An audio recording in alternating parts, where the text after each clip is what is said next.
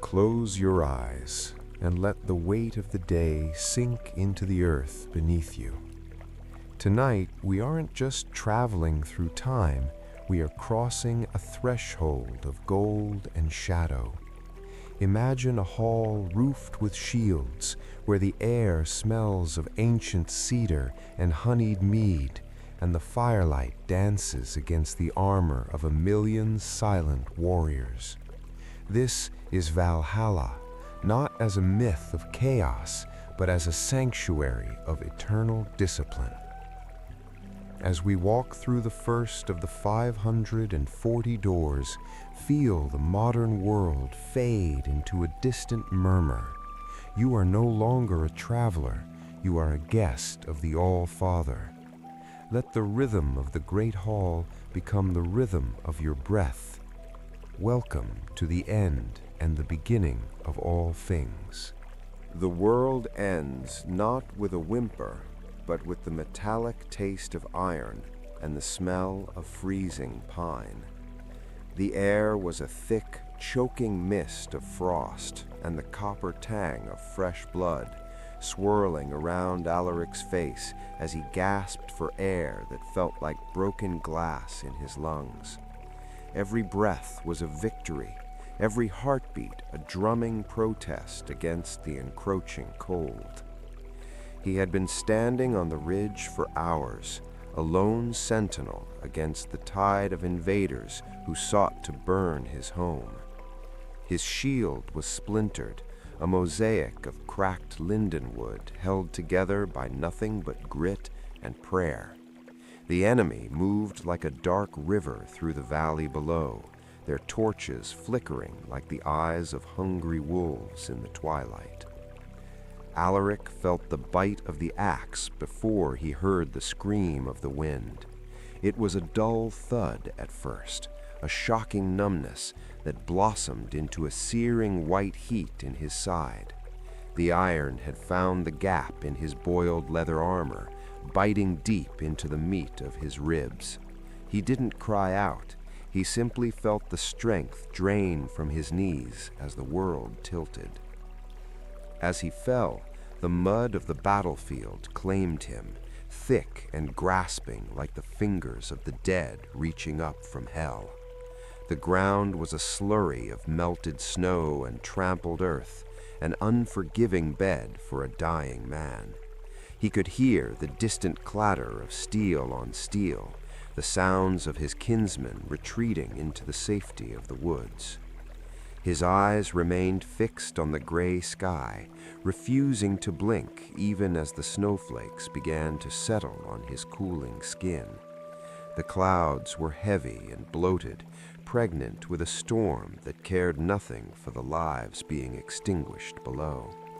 He watched a single crow circle high above, a black speck against the featureless expanse of the heavens.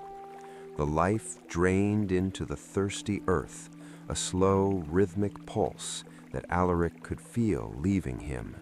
He thought of the hearth fire back in his hall, the way the light used to dance in his wife's hair. Those memories felt thin now, like parchment held too close to a flame, curling and blackening at the edges as the darkness moved in. He died holding a broken spear, his knuckles white and frozen around the ashwood shaft. It was a useless gesture, a weapon that could no longer kill, but it was the only thing he had left. To die with steel in hand was the only law he had ever truly believed in, the only dignity allowed to a man of the North. He was shielding a retreat he would never join, a final act of defiance against a fate that had always been written. He could hear the heavy boots of the enemy passing him by, their laughter muffled by the falling snow. They took him for a corpse already, a piece of the landscape to be stepped over and forgotten. The cold was no longer painful. It was a heavy blanket inviting him to sleep. The roar of the battle faded into a distant hum, like the sound of a hive of bees in midsummer. His peripheral vision narrowed until the world was nothing but a pinprick of gray light, flickering and fading. In that final moment, Alaric let go. He did not beg for mercy, nor did he curse the gods who had led him to this ridge. He simply exhaled a final plume of steam into the winter air, his heart giving one last stubborn thump before falling silent. The red snow became his shroud, and the silence of the mountain became his grave. Through the veil of death, a shimmering light cut the fog of Alaric's fading consciousness. It was not the soft light of a dream, but a piercing, ethereal radiance that seemed to vibrate through his very soul. The darkness of the battlefield didn't vanish. It was simply pushed aside by a presence that felt older than the mountains themselves. It was not a sun that broke the gloom, but the reflection of 1,000 stars off a silver breastplate. The light danced in geometric patterns across the red snow, turning the site of Alaric's slaughter into a cathedral of ice and light. He tried to move, to shield his ghostly eyes, but he found he had no limbs to move, only a sense of being. A Valkyrie stood over him, tall and terrible in her beauty. She was a vision of war and grace, her armor etched with runes that glowed with a pale blue fire. Her hair was the color of a winter moon, cascading over shoulders that had borne the weight of 1,000 fallen heroes. She did not look like a creature of mercy, but of judgment. She looked down at Alaric's cooling corpse with an expression that was neither pitying nor cruel. To her, the flesh was merely a husk, a discarded garment left behind by a traveler. She saw the ragged clothes, the dirt under the fingernails, and the gaping wound in his side, but she did not linger on them. What she saw instead was the spark of a soul that refused to break. She saw the moments of Alaric's life where he had stood firm when others fled, where he had shared his last crust of bread, and where he had chosen a doomed stand over a cowardly escape. This spark was what she had come for, a flicker of gold in the gray ash of Midgard. With a hand as cold as a mountain stream, she reached down toward the mud. Her fingers did not touch the earth. They seemed to pass through the physical world as if it were nothing more than smoke. Alaric felt a sensation like a hook catching in his chest, a sudden, violent upward pull that defied every law of the earth. She pulled his spirit from the clay, dragging the essence of who he was out of the broken vessel of his body. It felt like shedding a heavy, sodden coat that he had been wearing for a lifetime. Suddenly, the pain in his side was gone, replaced by a terrifying lightness that made him feel as though he might dissipate into the wind. The Valkyrie's grip was the only thing that kept him anchored. Her hand on his spirit arm felt like a band of iron, a tether to a reality he couldn't yet comprehend. She looked into his eyes, his real eyes, now open for the first time, and he saw the reflection of endless battlefields and infinite halls. "Rise, shield-bearer," she whispered, her voice like the cracking of a glacier. It was not a request, but a command that resonated in the marrow of his non-existent bones. "Your blood has fed the earth, but your spirit is required elsewhere. The Allfather has a place for those who do not know how to yield." Alaric looked down one last time and saw his own body, a small, pathetic heap of wool and iron in the snow. It looked so distant now, like a toy forgotten in the woods. He felt a brief pang of sorrow, but the Valkyrie turned him away, her wings unfurling with a sound like a silk banner snapping in a gale, and the world of the living vanished. Suddenly, the weight of the world vanished, replaced by a sensation of soaring through a vacuum. The transition was so abrupt that Alaric felt a phantom nausea, a dizziness that came from losing his connection to the horizon. He was no longer in the forest, no longer in the snow. He was suspended in a place between places. He stood upon a bridge of shimmering, unstable light that hummed with the frequency of a lightning strike. It was a rainbow, but not the fragile arc of a spring rain. This was a solid, pulsing road of pure energy. Every step he took sent ripples of color out into the void, violet and crimson and gold clashing beneath his feet. The Bifrost stretched infinitely toward a city of gold and marble that defied the laws of gravity. Towers rose like spears of glass into a sky that was not blue, but a swirling vortex of cosmic dust and ancient nebulae. The sheer scale of the architecture made the greatest cathedrals of Midgard look like anthills in the dirt. Below him, the 9 realms swirled like ink in water, separated by the vast yawning gaps of the Ginnunga Gap. He saw the fires of Muspelheim flickering like distant embers, and the frozen wastes of Niflheim shrouded in eternal mist.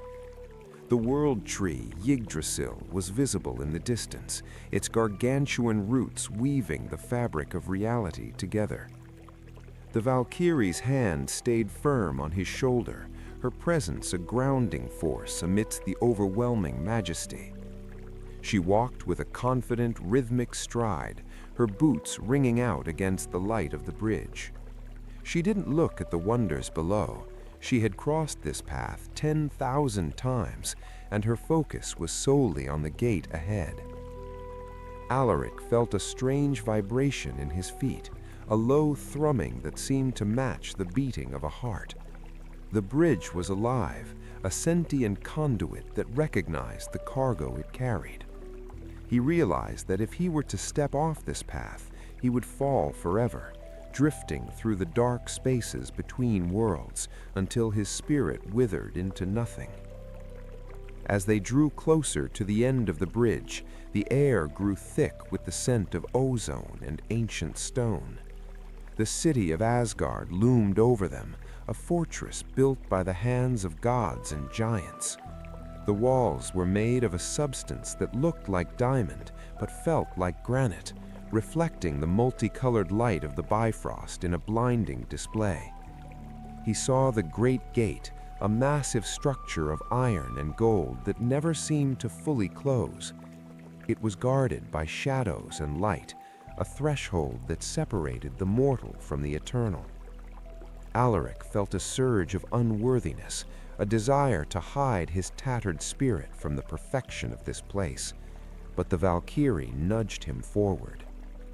"Do not falter now," she said, her voice echoing off the rainbow path. "The light knows your heart better than you do. If you were not meant to cross, the light would have burned you to ash the moment your foot touched it. You have earned this walk through the blood you spilled in the name of others." They reached the end of the bridge, and the shimmering light solidified into the white stone of Asgard. Alaric looked back and saw the Bifrost receding into the distance, a thread of color lost in the vastness of the cosmos. He turned toward the gate that never sleeps, his heart, or what remained of it, pounding with the realization that there was no going back. The doors of Valhalla did not creak. They roared with the sound of 1,000 winters breaking at once. As Alaric stepped inside, the sheer sensory assault nearly sent him to his knees.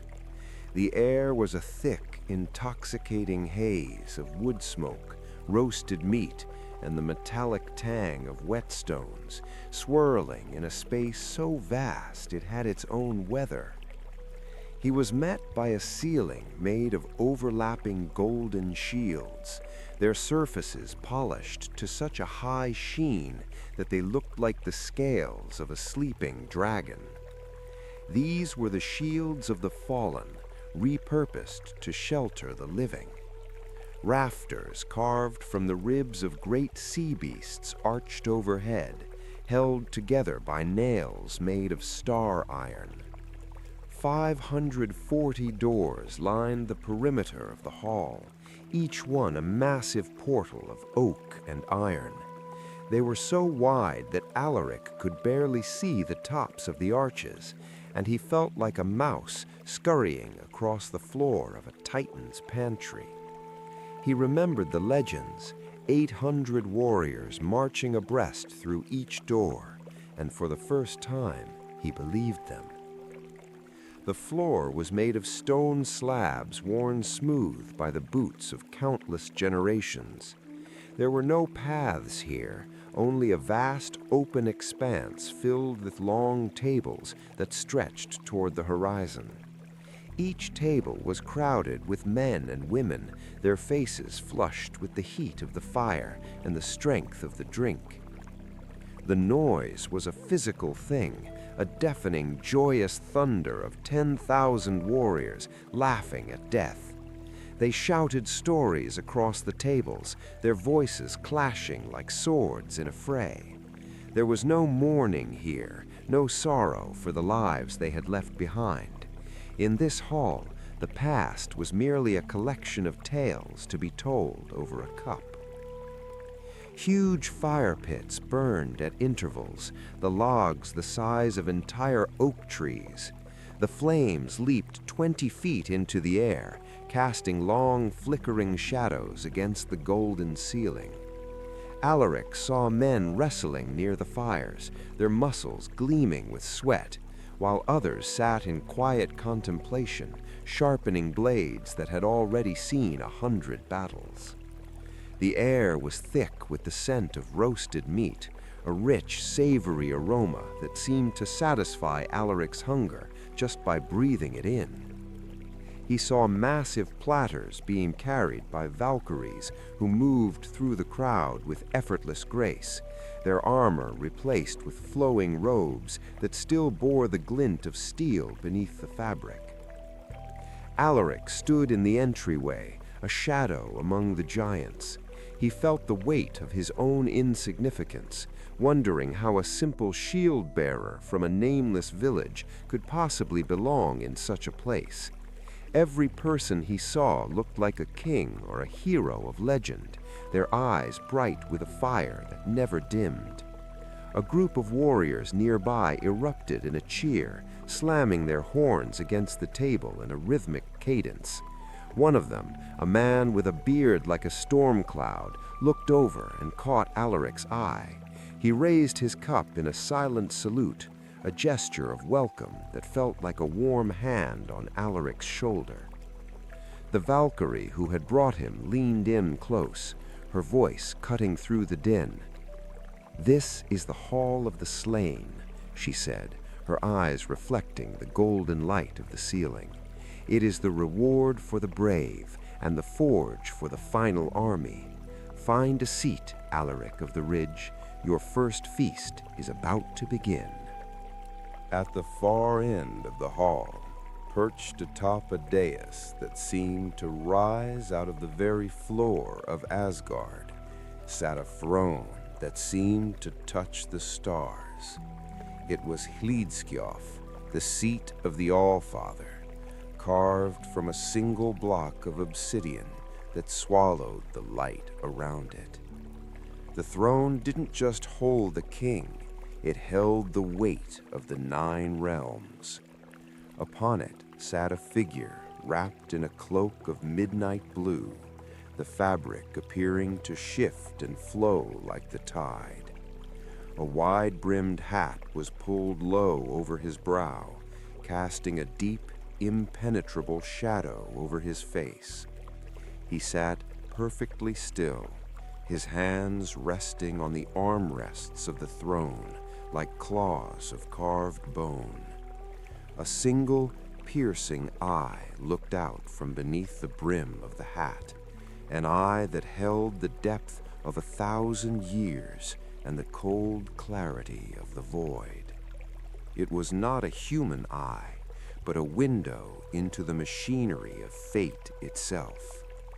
Alaric felt as though that eye were not looking at him, but through him, reading the chapters of his life. 2 ravens, blacker than the void between worlds, sat upon the Allfather's shoulders. Their feathers had an iridescent sheen that shifted from oily purple to deep green in the firelight. Hugin and Munin, thought and memory, leaned in close to the god's ears, their beaks clicking as they whispered the secrets of the day. Odin did not speak, but his presence was a roar in the silence of Alaric's mind. There was no need for words in the company of the High One. The warrior felt a sudden, terrifying transparency, as if his very thoughts were being projected onto the golden shields of the ceiling for all to see.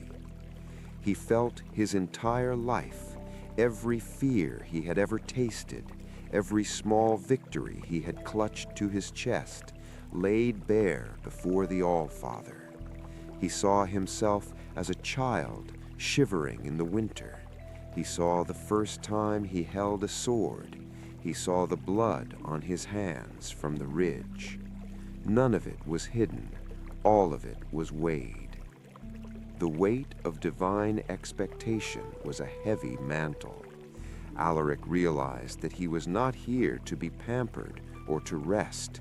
He was here because he was a piece of a larger puzzle. Odin's gaze was not one of fatherly love, but of a general inspecting a new recruit, looking for the cracks in the steel and the strength in the soul. For a heartbeat, the Allfather tilted his head, a subtle movement that caused the ravens to take flight. They circled once above Alaric's head, their wings creating a cold draft that smelled of distant lands and ancient dust. It was a blessing and a warning all at once, the mark of the god of the slain. Alaric felt a strange sensation of peace settle over him, despite the intensity of the gaze. There was a profound comfort in being known so completely. On Midgard, he had lived in the shadows of his own doubts, but here, in the light of the Allfather, there was no room for lies. He was what he was, and that was enough. The figure on the throne finally looked away, his attention drawn to some distant horizon only he could see. The ravens returned to his shoulders, and the shadow of the hat once again obscured his face. The audience was over, and Alaric was left with the knowledge that he had been accepted into the ranks of the Einherjar.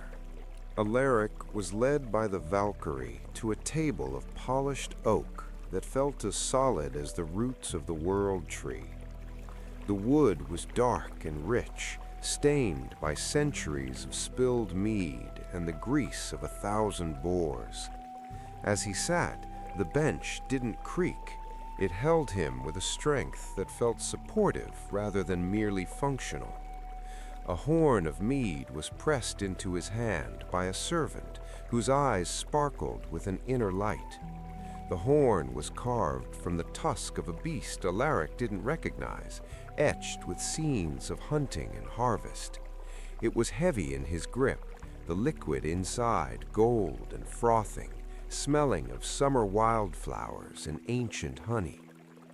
This was the mead of Hydron, the goat that grazed upon the leaves of the world tree. As Alaric took his first sip, a wave of warmth exploded in his chest, radiating outward to his fingertips. It was sweeter than any honey on Midgard, but it carried a kick like a mule, a potent, magical brew that seemed to mend the fraying edges of his spirit. The mead did more than just intoxicate. It began to wash away the lingering shadows of his death. The memory of the axe wound, once a dull ache in his phantom side, vanished completely. The exhaustion of a lifetime of labor and war fell away, replaced by a clarity of mind that made the world seem twice as vivid. He watched as the great boar Sernir was brought out on a massive silver platter, the steam rising from the meat in savory clouds. The beast was gargantuan, its hide roasted to a perfect crackling brown. The cook, a man who looked like he could wrestle a giant, carved off thick slabs of meat with a knife that looked like a short sword. Sernir was the miracle of the hall, a beast that died every evening to feed the host and rose again every morning to provide once more. Alaric took his first bite and felt the rich, fatty meat melt on his tongue. It was the essence of life itself, a meal that provided not just sustenance, but the very raw material of strength. For the first time in his existence, Alaric felt no hunger. The constant gnawing worry of the next harvest, the fear of a lean winter, the hollow ache of a missed meal, it all disappeared. He ate because it was a celebration, not because he was starving, and the freedom of that realization was more intoxicating than the mead. A strange, burning vitality began to course through his veins. He felt as though he could leap over the tables or punch through the stone walls. His senses were sharpened to an impossible degree. He could hear the individual droplets of mead hitting the floor and see the fine grain of the wood on the far side of the hall. The warriors around him were boisterous, their laughter infectious.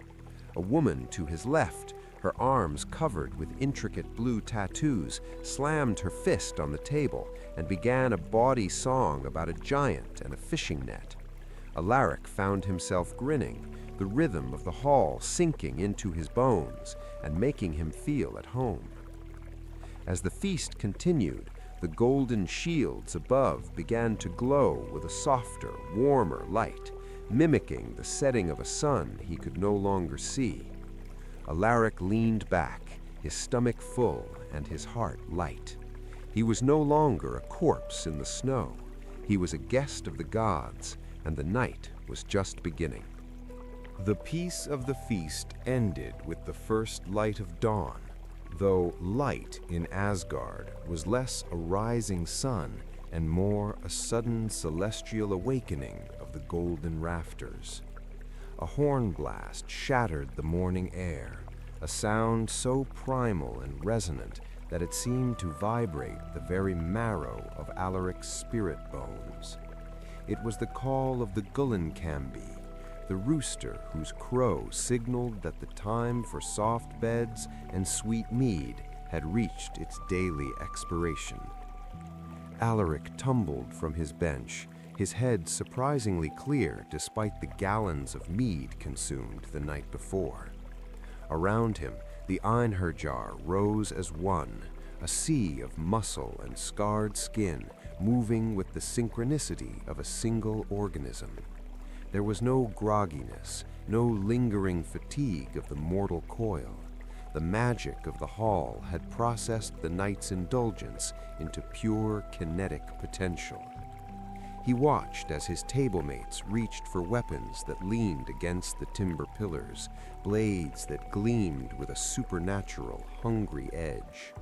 These were not the rusted iron tools of Midgard's peasant levies, but instruments of divine craft that caught the morning light and held it captive. Alaric found his own spear, the ashwood shaft now whole, and the leaf-shaped head polished to a mirror finish. The great gates groaned open, and the host began to march out toward the plains of Ida, a vast expanse of emerald grass that stretched toward the horizon. This was not a parade or a drill. It was a transition into a state of total, uninhibited war. The air grew cold and crisp, smelling of ozone and the impending clash of steel, a scent that acted on the warriors like a drug. Alaric realized with a jolt of adrenaline that the reward for a brave death was not a static heaven, but a lifetime of dying again and again for the sake of practice. The fields were already filled with thousands of warriors from different eras, their armor clashing in style, but their intent unified. It was a kaleidoscope of violence, a beautiful and terrifying mosaic of the greatest killers in history. The first blow he saw struck was a decapitation that sent a spray of crimson across the green clover. Yet the victim's comrades did not weep, they roared in approval. There was a frantic, desperate joy in the combat, a release of all the tensions of the previous night's storytelling. Alaric gripped his spear tighter, his heart hammering a war rhythm against his ribs. He was suddenly thrust into the fray as a giant of a man, wielding a bearded axe, charged him with a grin that was both terrifying and welcoming. Alaric parried by instinct, the vibration of the impact rattling his teeth and singing through his arms. This was faster than any combat he had known in life. The warriors here moved with the speed of thoughts, their strikes blurring the air. Every thrust of his spear felt amplified, his muscles responding with a strength that felt borrowed from the gods themselves.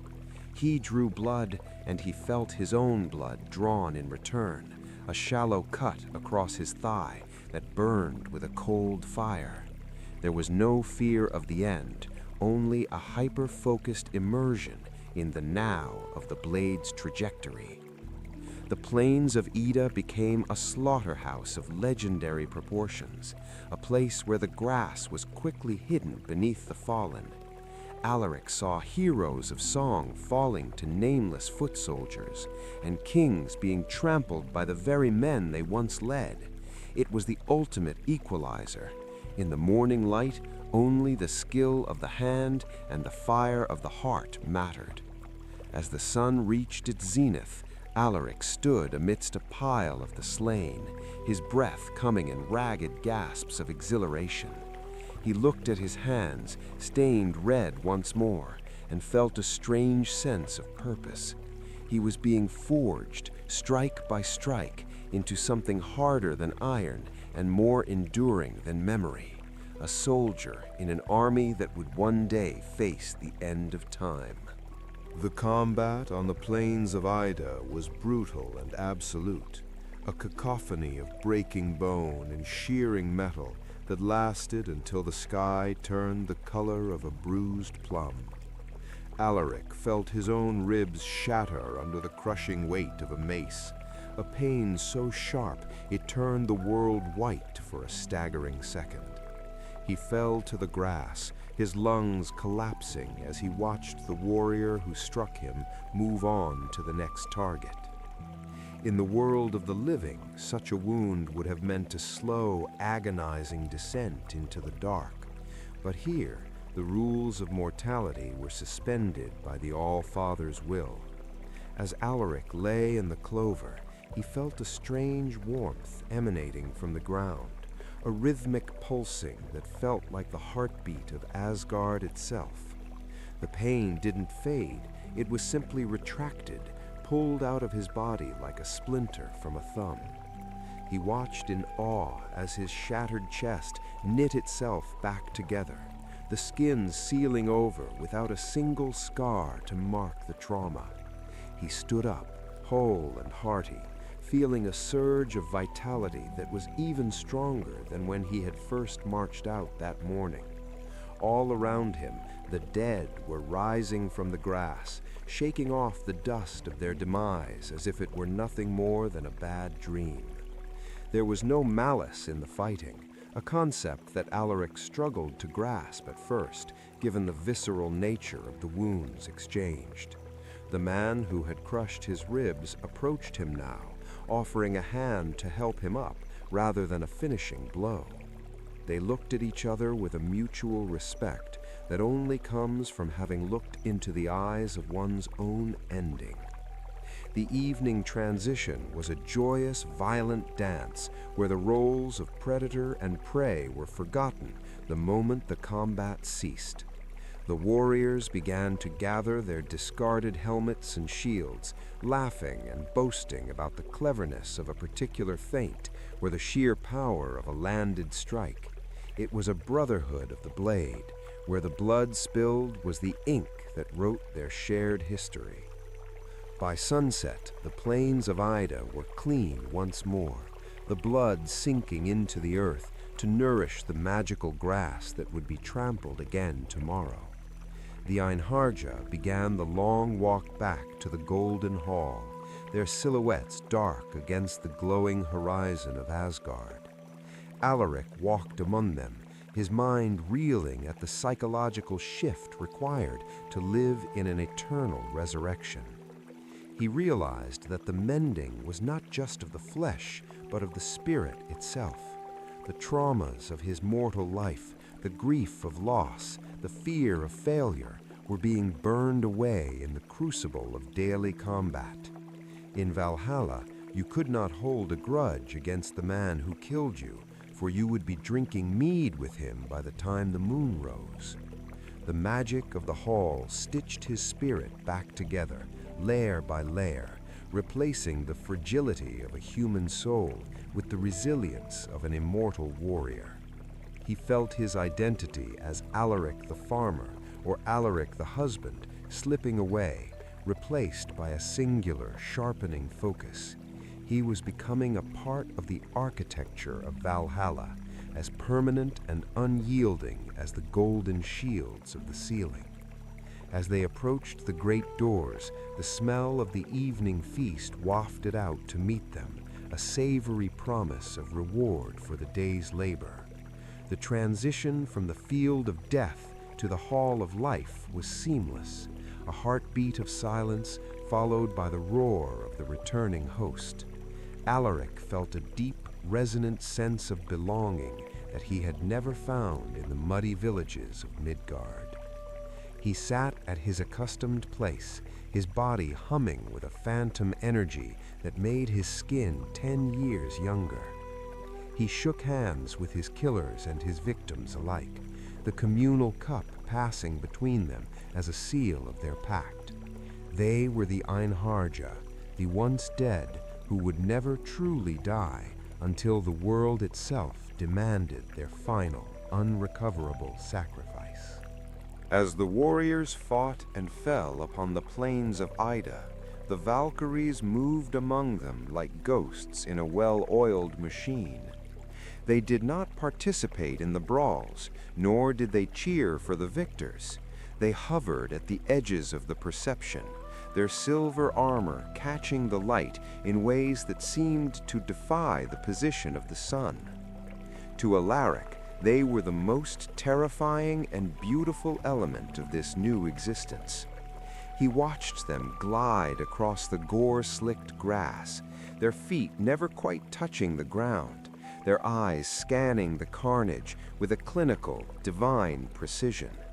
They were the keepers of the order, the silent administrators of Odin's will, ensuring that the fire of the Einherja never turned into petty cruelty or purposeless chaos.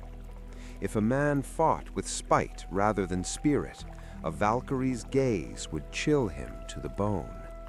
Alaric realized they weren't just soul collectors or waitresses of the gods, as the crude songs of his youth had suggested. They were the architects of an army, the master blacksmiths who used the souls of men as their raw iron. They watched the way a man died, not just the first time on Midgard, but every day in Asgard, to see if his courage remained tempered under the pressure of eternity. One afternoon, as Alaric sat panting against a stone after a particularly grueling bout, a Valkyrie named Gondel paused before him. Her presence brought a scent of ozone and dried lavender, a sharp contrast to the iron smell of the field. She didn't speak, but she adjusted the strap on his shield with a touch that felt like a bolt of lightning, her eyes lingering on his for a second too long. In that look, Alaric saw the blueprint of his own potential. He saw that they weren't just watching him fight, they were measuring the density of his soul, checking for the microscopic fractures that immortality could cause. They were the ones who decided who would lead and who would follow when the final horn finally sounded across the 9 realms. Behind the scenes of the great feasts, the Valkyries worked in a shadow world of logistics and divine strategy. They whispered in the ears of the Allfather, reporting on the progress of the new blood and the stability of the veterans. They were the bridge between the visceral reality of the warrior and the cold, far-seeing wisdom of the High One. Alaric began to notice the subtle ways they manipulated the environment of the hall to keep the warriors on edge. A draft of cold air from a high window just when a man became too comfortable. A specific song chosen to stir an old memory of home. A seating arrangement that forced rivals to face one another. Everything was a test, and the Valkyries were the proctors. He saw them as the personification of fate's edge, the blade that trimmed the weak from the strong. There was a loneliness in them that Alaric felt in his own chest. They were of Asgard, but not of the gods, and they were of the warriors, but never allowed to be among them. They were the architects of an army, the master blacksmiths who used the souls of men as their raw iron. They watched the way a man died, not just the first time on Midgard, but every day in Asgard, to see if his courage remained tempered under the pressure of eternity. As the moon rose and the Valkyries returned to the shadows of the pillars to serve the mead, Alaric watched them with a new understanding. They were the weavers of the warrior's destiny, their hands steady as they prepared the threads for a tapestry that would eventually be burned. To be seen by them was a blessing, but to be remembered by them was a terrifying responsibility. Days turned into months, and Alaric struggled with the timelessness of Asgard, a place where the sun never truly set and the stars were merely decorations on a golden ceiling. In the beginning, the novelty of the hall had sustained him, but as the cycles of combat and feasting repeated, a hollow ache began to form in the center of his chest. He was a man out of time, a ghost haunting a paradise of his own making. He sat at the long tables beside Vikings from the age of sails, men whose language was a harsh, guttural song of salt and iron. To his other side sat a charioteer from a forgotten desert empire, whose skin was the color of scorched earth and whose eyes held the dryness of a 1,000-year drought. They were all united by the blade, yet the gulf of centuries stood between their memories. Alaric felt like a ghost among legends, a common shield-bearer who had died for a cause that no one in this hall would ever remember. He would listen to the great kings boast of conquering nations and toppling idols, while his own greatest achievement was holding a muddy ridge so his neighbors could run. The scale of his life felt microscopic in the presence of such overwhelming history. He wondered if his small sacrifice truly earned him a seat among the giants of history, or if the Valkyries had made a clerical error in the fog of the red snow. The imposter syndrome was a cold parasite, whispering that he was merely a placeholder, a warm body to fill a gap in the ranks until a real hero arrived. He would often fall silent during the boasting, nursing his horn of mead while the world roared around him. The timelessness made the memories of Midgard feel like they belonged to someone else. He could still remember the smell of his wife's hair, but the texture of it was fading, replaced by the smell of wood smoke and the texture of his spear haft. He was losing the man he had been, and he wasn't yet sure if the warrior he was becoming was someone he wanted to be. He would often walk the perimeter of the hall alone, tracing the carvings on the 540 doors. Each door represented a different path to this place, a different tragedy that ended in a golden triumph. He felt like a traveler who had arrived at a grand party without an invitation, perpetually standing by the wall and watching the dance of the immortals. The clan system of Valhalla was based on shared trauma and mutual skill, but Alaric found it hard to find his niche. The veterans looked through him as if he were made of glass, their eyes fixed on a horizon he couldn't see. They had been here for centuries, their humanity long since stripped away and replaced by a divine, singular focus on the coming war. He tried to talk to the charioteer about the heat of the sun, but the man only spoke of the weight of the bowstring. He tried to talk to the sea king about the taste of grain, but the man only spoke of the sound of a hull splintering against a reef. They had forgotten the things that made life worth living, remembering only the things that made death worth dying.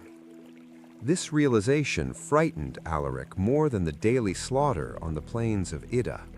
He feared that if he stayed here long enough, he would also lose the memory of the rain on his face or the feeling of a spade in the dirt. He was an outsider, not just to the other warriors, but to the very concept of an eternal barracks. Yet, every morning when the horn sounded, he still rose. Every morning he still gripped his spear and marched. Even if he was an outsider, he was a part of the host.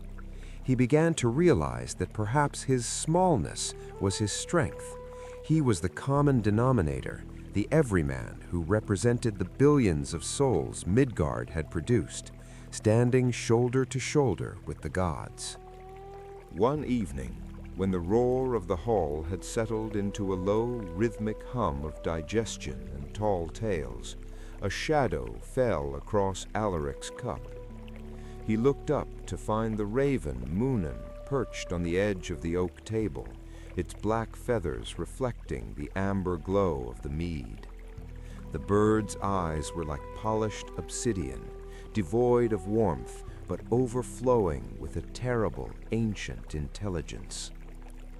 The bird didn't speak in the way men do, but as it tilted its head, a series of images began to fire in Alaric's mind like sparks from a forge. For a fleeting second, the bird shared a vision of Midgard, not the idealized home of his memory, but the cold, harsh reality of the present. He saw the ridge where he had died, now overgrown with weeds and forgotten by the footsteps of men. He saw his village, once a place of laughter and the smell of baking bread, now a ruin of blackened timbers and collapsed thatch. The people he had died to protect were gone, scattered to the winds, or buried in the earth he had once tilled. His family names were no longer spoken. They had been swallowed by the relentless hunger of time, replaced by the names of new kings and new gods. The grief was a cold blade in his chest, sharper and more enduring than any axe wound he had received on the plains of Ida. It was the realization that the world he had sacrificed everything for had simply moved on without him. He was a footnote in a book that had already been closed and put back on the shelf of history. Yet, as the vision faded and Munin let out a low, croaking rattle, the grief didn't break him, it anchored him. The bird's presence was a reminder from the Allfather that the past was a weight that could no longer be carried. To be an Einharja meant to accept that you were a creature of the future, a soldier whose only relevant home was the battlefield that had not yet been fought. He understood now that he was no longer a man of a village, but a soldier of the cosmos. The ravens were the collectors of memory, but they were also the harvesters of it. They took what was useful, the lessons of bravery and the instincts of the hunt, and discarded the rest as chaff. Alaric felt a part of his old self wither and fall away like a leaf in autumn. Munin flapped its wings, a gust of cold air hitting Alaric's face, and took flight toward the high rafters where Odin sat in silence. Alaric watched it go, feeling a strange sense of liberation. If his home was gone and his name forgotten, then he was truly free to become whatever the gods required him to be. He was no longer bound by the expectations of the dead. The whispers of the ravens were a constant background radiation in the hall, a reminder that Asgard was not a bubble, but the nerve center of the universe. They brought news of wars in the east and plagues in the south, of stars dying and new worlds being born in the muck of the void. They kept the Einherjar connected to the stakes of their existence. Alaric took a long drink of mead, the sweetness now tempered by the bitterness of the vision. He looked at the scarred hands resting on the table, hands that once held a child and now held only a spear. He accepted the trade. If he was to be the memory that the world forgot, he would be the shield that the world would eventually need to survive. He began to listen more closely to the ravens when they circled the hall, trying to catch the patterns in their cries. They were the messengers of the all-seeing, and in their black wings, Alaric saw the blueprint of the coming storm. He was no longer mourning his past. He was studying his destiny, one whisper at a time. The noise of the hall was suddenly cut by the clear, resonant note of a harp, its strings made of silver and the hair of a goddess. A skald, a poet of the gods, stood in the center of the hall, his eyes white with the blindness of those who see too much. He didn't just tell stories, he channeled them, his voice a vessel for the mead of poetry that Odin had stolen from the giants. As he began to chant the story of how the Allfather gave his eye to Mimir's well, the words took physical form in the air. Smoke-like shapes of ancient dragons and the first giants began to dance in the rafters, their forms shifting with the cadence of the poem. The hall became a theater of the mind, where the history of the universe was reenacted in flickering gold and shadow. Alaric listened, mesmerized, his horn of mead forgotten in his hand. He watched the birth of the sun and the moon, the forging of Thor's hammer, and the first trick of Loki. These weren't just myths to the people in this room. They were the shared DNA of their existence. The skald's voice felt like it was vibrating in Alaric's own teeth, a frequency that bypassed the ears and went straight to the soul. He realized that in Valhalla, stories were the only things more powerful than swords.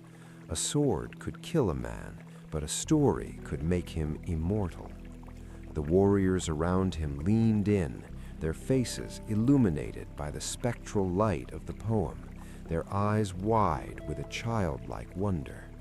Even the most hardened killers were moved to silence by the beauty of the verse. The skald spoke of the price of wisdom, of hanging from the world tree for 9 nights, pierced by a spear to learn the secrets of the runes. Alaric felt the weight of that sacrifice, the realization that even the gods had to bleed for the sake of knowledge. It made his own death feel like a small down payment on a very large debt. The words were the memories that would keep the gods alive when the stars began to fall. As long as a skald could sing of Baldur's light or Frey's bravery, those things could not truly be extinguished by the darkness. Alaric understood that his role as an Einherjar was to be the muscle that protected the voice. They were the shield wall around the stories of the world. He felt the mead of poetry working on his own mind, expanding his vocabulary of the spirit. He began to see the patterns in the daily combat, the poetry in the arc of a falling axe, the meter in the rhythm of the feast. Everything in Asgard was a verse in a grand unfolding epic, and he was a syllable within it, necessary for the rhyme to work. The skald finished his tale with a haunting, low hum that seemed to linger in the rafters long after he had stopped playing. The silence that followed was heavy and profound, a moment of collective mourning for a past that was beautiful and a future that was certain to be terrible. Then, as if a spell had been broken, the roar of the hall returned. Alaric felt a renewed sense of dignity in his position. He was not just a soldier in a barracks, he was a guardian of the divine narrative. He looked at the skald, who was now being offered the finest mead by the Valkyries, and felt a deep respect for the man's burden. It was the poet's job to remember why the warriors were fighting in the first place.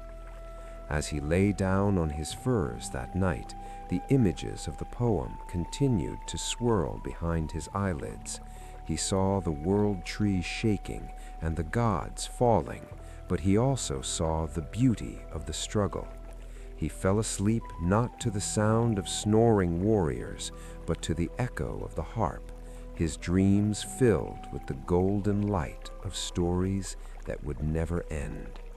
Curiosity, a trait Alaric had suppressed in favor of discipline, finally led him to the forbidden outskirts of the divine city. He walked past the manicured groves of the Aesir, beyond the reach of the hall's warmth, where the air grew unnaturally cold and the grass turned to gray ash beneath his boots. The transition was physical. The joyous hum of Valhalla was replaced by a heavy, suffocating silence that felt like a hand pressing against his throat. There, against the jagged horizon of the world's edge, he saw the silhouette of a wolf the size of a mountain. It was Fenrir, the eater of hope, crouched in a valley of obsidian shards that mirrored the creature's own dark fur. The beast did not pace. It sat with a stillness that was more terrifying than any movement, a monument of primal malice waiting for the gears of time to grind to a halt. Alaric drew closer than any mortal should, his heart hammering a frantic warning against his ribs. He saw the binding, the chain Gleipnir, which looked like nothing more than a silken ribbon draped over the wolf's massive neck. It was a paradox of craftsmanship, made from the sound of a cat's footfall and the roots of a mountain, a thin line of impossible strength holding back the end of everything. Fenrir's eyes were not animalistic.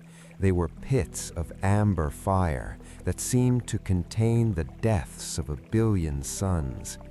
As the beast's gaze drifted toward Alaric, the warrior felt a coldness that mead could never warm. The wolf saw him not as a hero or an Einherjar, but as a morsel, a tiny spark of life that would eventually be snuffed out when the chains finally snapped. When the beast growled, it was not a sound of the throat, but a tectonic shift. The very ground of Asgard trembled, sending ripples through the black lakes and causing the distant golden spires to shiver. Alaric had to drive his spear into the ash just to remain standing, the vibration rattling his teeth and threatening to loosen his soul from his spirit form. In that growl, Alaric heard the truth of his existence. He realized then that the peace of the hall and the glory of the daily combat were merely a thin veil over a coming apocalypse. Valhalla was not a kingdom of victory. It was a cage built around a predator, and every warrior within its walls was merely a link in a living chain meant to delay the inevitable. The wolf's breath smelled of ancient rot and the sulfur of the deep earth. It was a scent that spoke of the dismantling of all things, of the return to the void. Alaric looked at his own hands, so proud of their new strength, and realized how fragile they were against a creature that was destined to swallow the Allfather himself. He saw the scars on the wolf's muzzle, marks left by the gods in their desperate attempt to lure the beast into the ribbon. The cost of safety in Asgard was always paid in blood and pieces of oneself, a lesson Alaric was beginning to learn with every passing day. The silence returned as the wolf closed its eyes, returning to its brooding meditation. Alaric backed away slowly, never turning his back on the shadow. The beauty of the golden hall felt hollow now, like a painted mask on a dying king. He had seen the teeth of the future, and they were longer than any spear he could ever forge. As he re-entered the city, the laughter of the Einherjar sounded brittle to his ears. He realized that most of them never came here, choosing to live in the blissful loop of the feast. But Alaric could no longer unsee the wolf. He walked back to his table with a new gravity, knowing that every drink he took was borrowed time from the monster in the ash. A pall fell over the gods that no amount of mead or fire could dispel, a collective grief that weighed heavier than any mountain.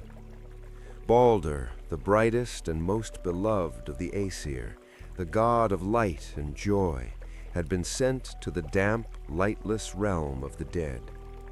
His seat at the high table was empty, a gaping hole in the divine hierarchy that seemed to pull the very color from the walls. Without his presence, the halls of Valhalla felt cavernous and drafty, the golden shields appearing more like dull brass in the fading light. Balder had been the anchor of Asgard's morale, the proof that beauty could endure alongside the axe. With him gone, the warriors looked at one another and saw only the scars and the dirt, the romance of the Einherjar stripped away by the harsh reality of loss.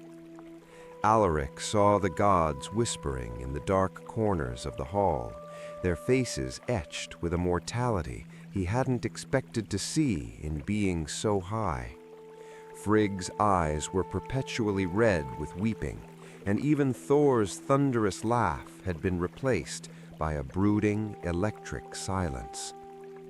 The invincibility of Asgard had been a beautiful lie, a dream that was finally being unraveled by a single mistletoe spear. The death of Balder was the signal that the rules had changed. If the most perfect of them could fall, then no one was safe.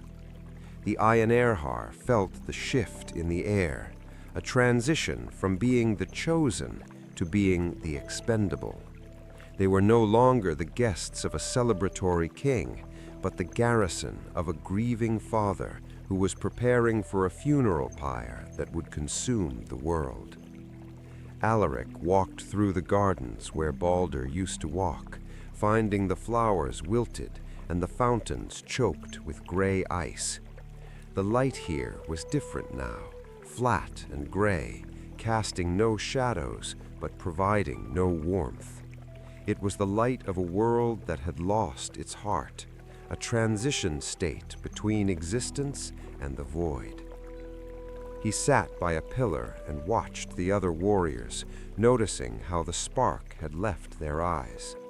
They fought with more cruelty on the plains now, the joy of the dance replaced by a desperate need to feel anything other than the encroaching numbness. The brotherhood was fraying, the grief of the gods trickling down into the hearts of the men like a slow-acting poison. Whispers of Loki's involvement in the death began to circulate, a poisonous smoke that filled the hall. The trickster was nowhere to be found, and his absence was as loud as a scream. Alaric felt a sense of betrayal he couldn't name. He had trusted in the stability of this realm, and now he realized he was standing on a cracking sheet of ice over a deep, dark lake. The feasts became somber, the food tasting of ash. There were no more stories of light or laughter. The skalds only sang of vengeance and the inevitable fall. The hope that had sustained Alaric since his death on the ridge was being replaced by a grim, fatalistic determination. He wasn't fighting for a future anymore. He was fighting to honor a past that was already dead.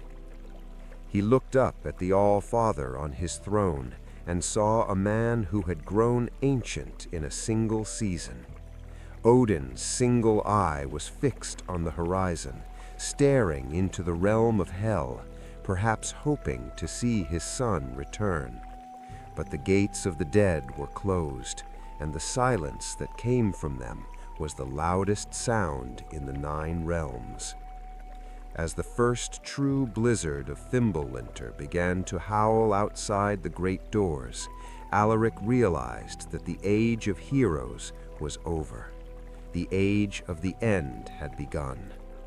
He gripped his spear, not with the joy of an immortal, but with the grim resolve of a man who knows he is standing on the losing side of history, waiting for the dark to claim the rest of the light. The doors of Valhalla began to swing open more frequently now, the rhythmic roar of the oak hinges becoming a constant soundtrack to the dying light. Thousands of new souls poured in daily, a tidal wave of the recently deceased that threatened to overflow the vast hall.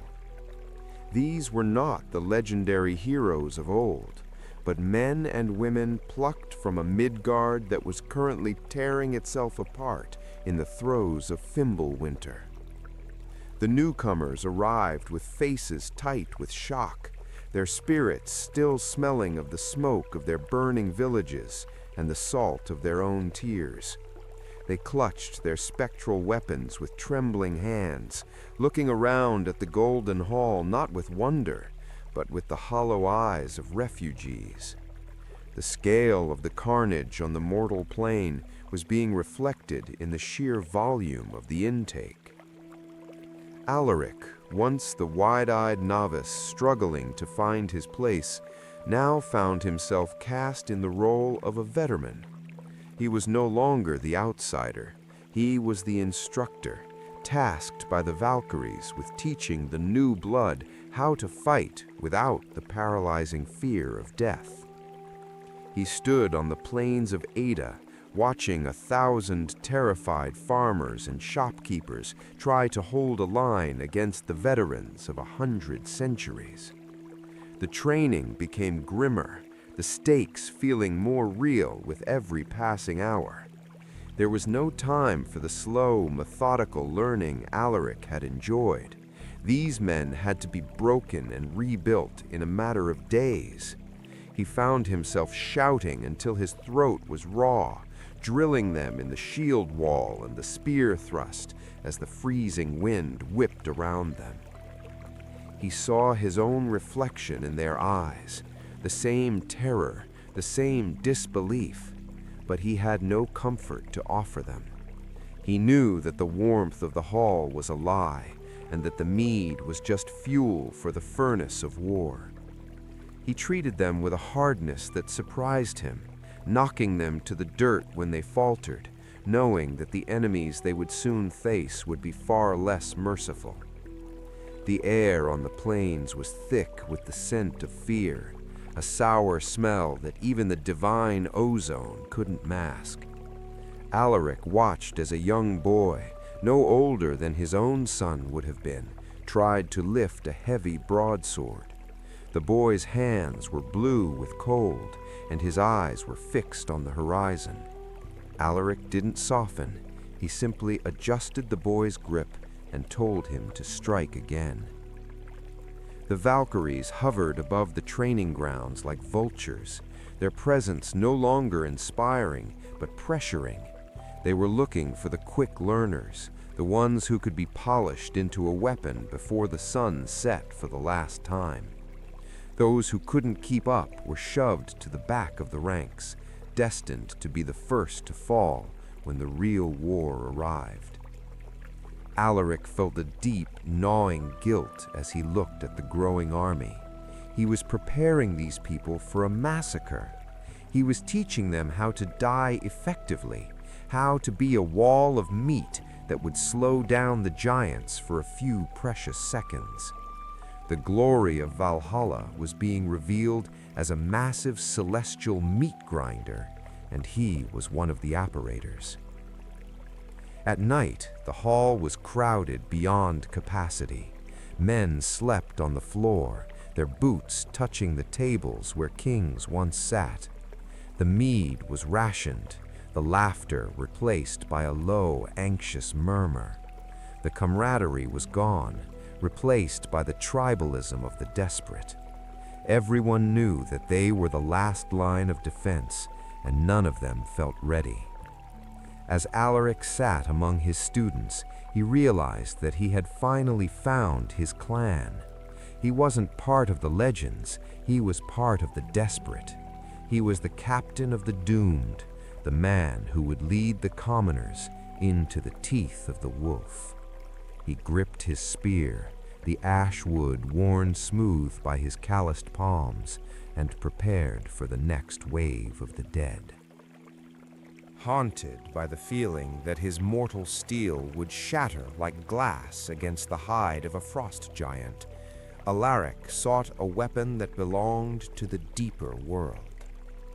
He journeyed away from the light of Asgard, descending into the sunless caverns of Svartalfheim, where the air was thick with the soot of eternal furnaces and the rhythmic thump hiss of the heartbeat of the world.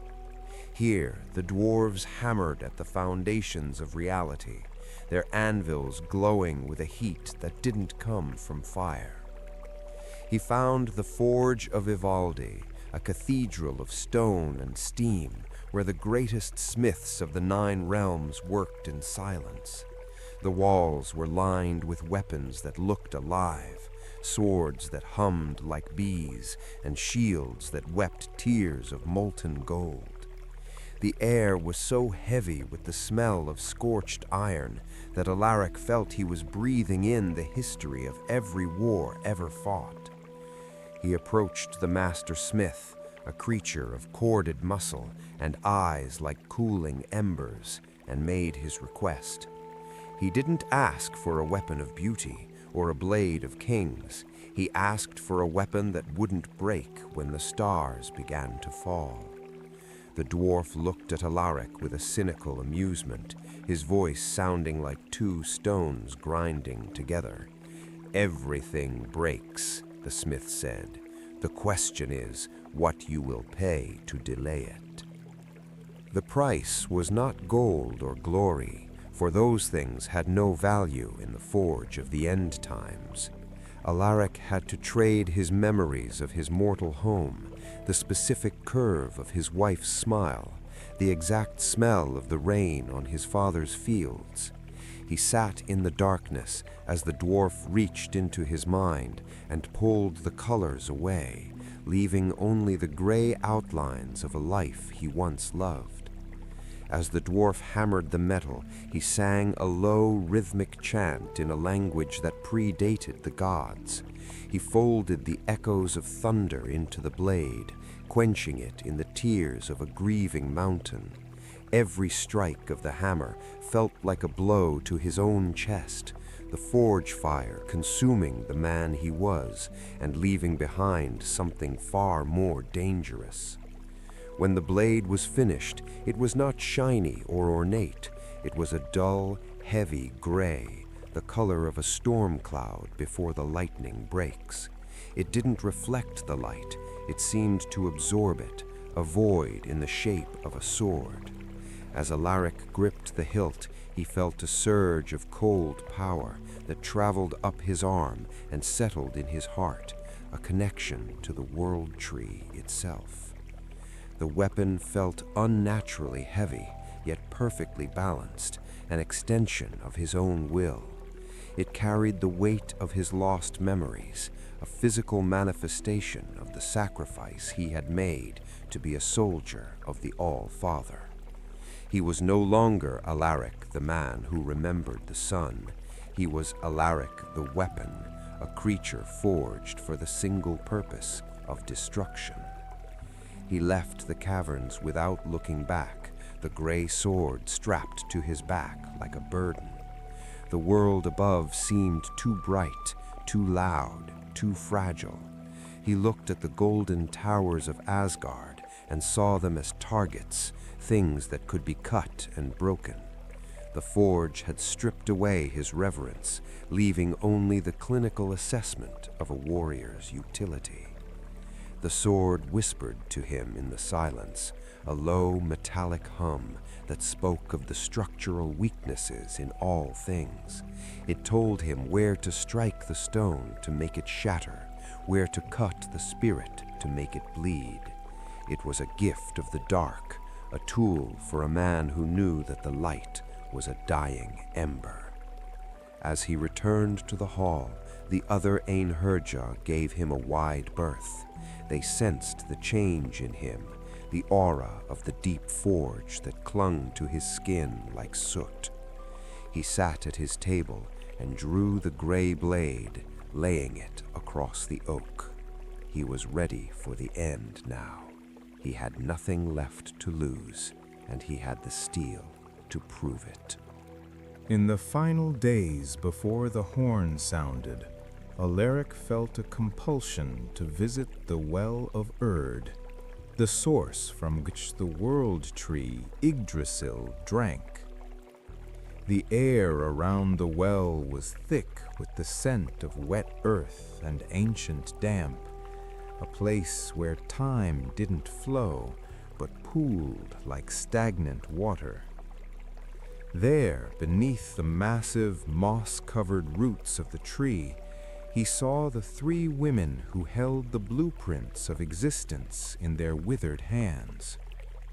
They were the Norns, Erd, Verdandi, and Skuld, representing what was, what is, and what shall be. They didn't look like goddesses. They looked like common weavers, their fingers gnarled and stained with the dyes of 1 billion lives. They worked at a loom that was woven into the very roots of the tree, the threads stretching out into the darkness of the 9 realms. Alaric watched in silence as they pulled a thread that seemed to bleed, a jagged, pulsing line of crimson and gold. It was a tapestry that was being unraveled even as it was being woven, the edges frayed and scorched by the fires of Muspelheim. He saw the threads of kings and gods being cut with a pair of shears that made no sound, the ends drifting away like smoke. He saw his own thread, a thin, glowing line that was currently being knotted into the fabric of Asgard's final stand.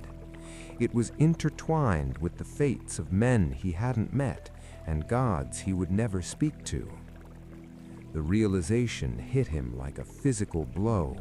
His life, his death, and his time in Valhalla were not a series of choices, but a meticulously planned pattern in a cloth that was about to be burned. Valhalla wasn't a reward for a life well lived, as the skalds sang. It was a desperate bunker, a storage house for the threads that were still strong enough to hold back the dark for a few more minutes. He was a stitch in a wound that wouldn't heal, a temporary measure against the hemorrhage of reality. The Norns didn't look at him. They were too busy trying to keep the tapestry from falling apart. He saw the thread of Odin, a thick braided rope of silver and shadow, and noticed how it was being slowly engulfed by a massive black strand that smelled of the wolf Fenrir. The Norns were not fighting to save the gods. They were simply recording the collapse. Their faces were expressionless, a terrifying neutrality that made Alaric's own anger feel small and petty. One of the weavers, the youngest, schooled, paused for a moment and looked at Alaric. In her eyes, he saw the end of the world, the fire, the flood, and the final silence. She didn't offer him hope. She offered him a small, sharp needle. It was a sign that even in a pre-written fate, there was a tiny space for a warrior to make his own mark on the weave. Alaric realized that his purpose was to be the friction that slowed down the shears. Every giant he killed, every second he stood his ground, was a moment where the thread didn't snap. He wasn't fighting for a victory. He was fighting for the time it took to weave one more row of the cloth. It was a grim, mathematical heroism that required a total lack of ego. He turned away from the well, the dampness of the roots clinging to his cloak. The golden hall, when he saw it again, looked like a tiny flickering candle in a vast, cold cavern. But he felt a strange sense of clarity. He knew his place in the pattern now. He wasn't a hero of legend. He was a necessary knot in the fabric of the end. As he walked back to his students, he didn't tell them of the Norns or the tapestry. He simply told them to check their straps and sharpen their spears. The fate of the world was already woven, but he would be damned if he wouldn't make the shears work for every inch of his thread. The time for the horn was almost here. It happened at the height of a feast that felt more like a wake beneath the flickering gold of the shield ceiling. The air in the hall was thick with the steam of the boar and the sharp metallic scent of nervous sweat, a heavy atmosphere that seemed to press against the eardrums of every warrior present. Then a sound erupted that did not come from the throat of a man or the strings of a harp. It was a note of such pure, devastating frequency that it cracked the very foundations of Asgard. It was the Gjalla horn blown by Heimdall from his post at the foot of the World Tree, its call echoing through the roots of Yggdrasil and into the deepest pits of hell. The sound was not a melody, but a command, a final cosmic punctuation mark that signaled the end of the long wait. To Alaric, it felt like a physical blow to his chest, a vibration that shook the mead in his cup and the marrow in his spirit bones. The golden pillars of Valhalla, which had stood since the dawn of time, groaned under the weight of the sound, fine dust raining down from the rafters like funeral ash. The chatter of 10,000 voices died instantly, replaced by a silence so absolute it was louder than the horn itself. Every Einherjar stood as one, their movements no longer human, but driven by the ancient mechanical instinct of the soldier. Alaric looked at the faces around him and saw the transition complete. The doubt and the weariness of Fimbulwinter had vanished, replaced by a cold, crystalline clarity. This was the moment they had been murdered for, the reason they had been plucked from the mud of Midgard and forged in the fire of the daily slaughter. The time for practice was over, and the reality of their purpose settled into their souls like lead. At the high table, the Allfather arose, his shadow stretching long and jagged across the floor of the hall. He did not speak, but the movement of his cloak was like the rustle of 1,000 raven wings, a dark omen of the storm to come. The ravens Hugin and Munin took flight, their black shapes circling the rafters in a frantic, silent dance that mirrored the chaos soon to be unleashed. The great doors of the hall, which usually required 12 men to swing, flew open as if pushed by a hurricane, admitting a blast of air so cold it turned the mead to ice in the horns. Outside, the sky was no longer the soft twilight of Asgard, but a bruised, bleeding purple, torn open by the approach of things that had no place in a world of light. The boundary between the realms had finally snapped. Alaric reached for his gray sword, the weapon from the deep forge, humming in sympathetic resonance with the horn's final echo. He felt the weight of the memories he had traded for it, the ghost of his wife's laughter, the smell of his father's fields, and realized they were the fuel for the fire now burning in his gut. He was no longer a man. He was a component of a divine machine, a gear turning toward the end. The Valkyries descended from the rafters, their silver armor no longer reflecting the hall's light, but glowing with an internal predatory radiance. They moved among the ranks, their hands guiding the warriors toward the exits with a grim, practiced efficiency. There was no more ceremony, no more choosing. The entire host was now the weapon, and the hand that held it was closing its grip.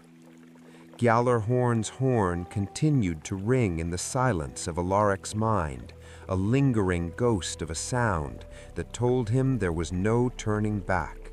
The bridge was being crossed from the other side, and the watchman had done his duty.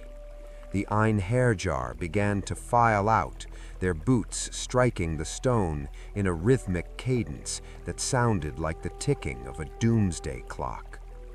As Alaric stepped over the threshold and out into the biting wind of the end times, he felt a strange, terrifying peace. The wait was over. The ambiguity of his existence in Valhalla had been resolved into a single sharp point of intent. He looked toward the rainbow bridge, now fractured and pale, and prepared to meet the darkness that had finally found its home.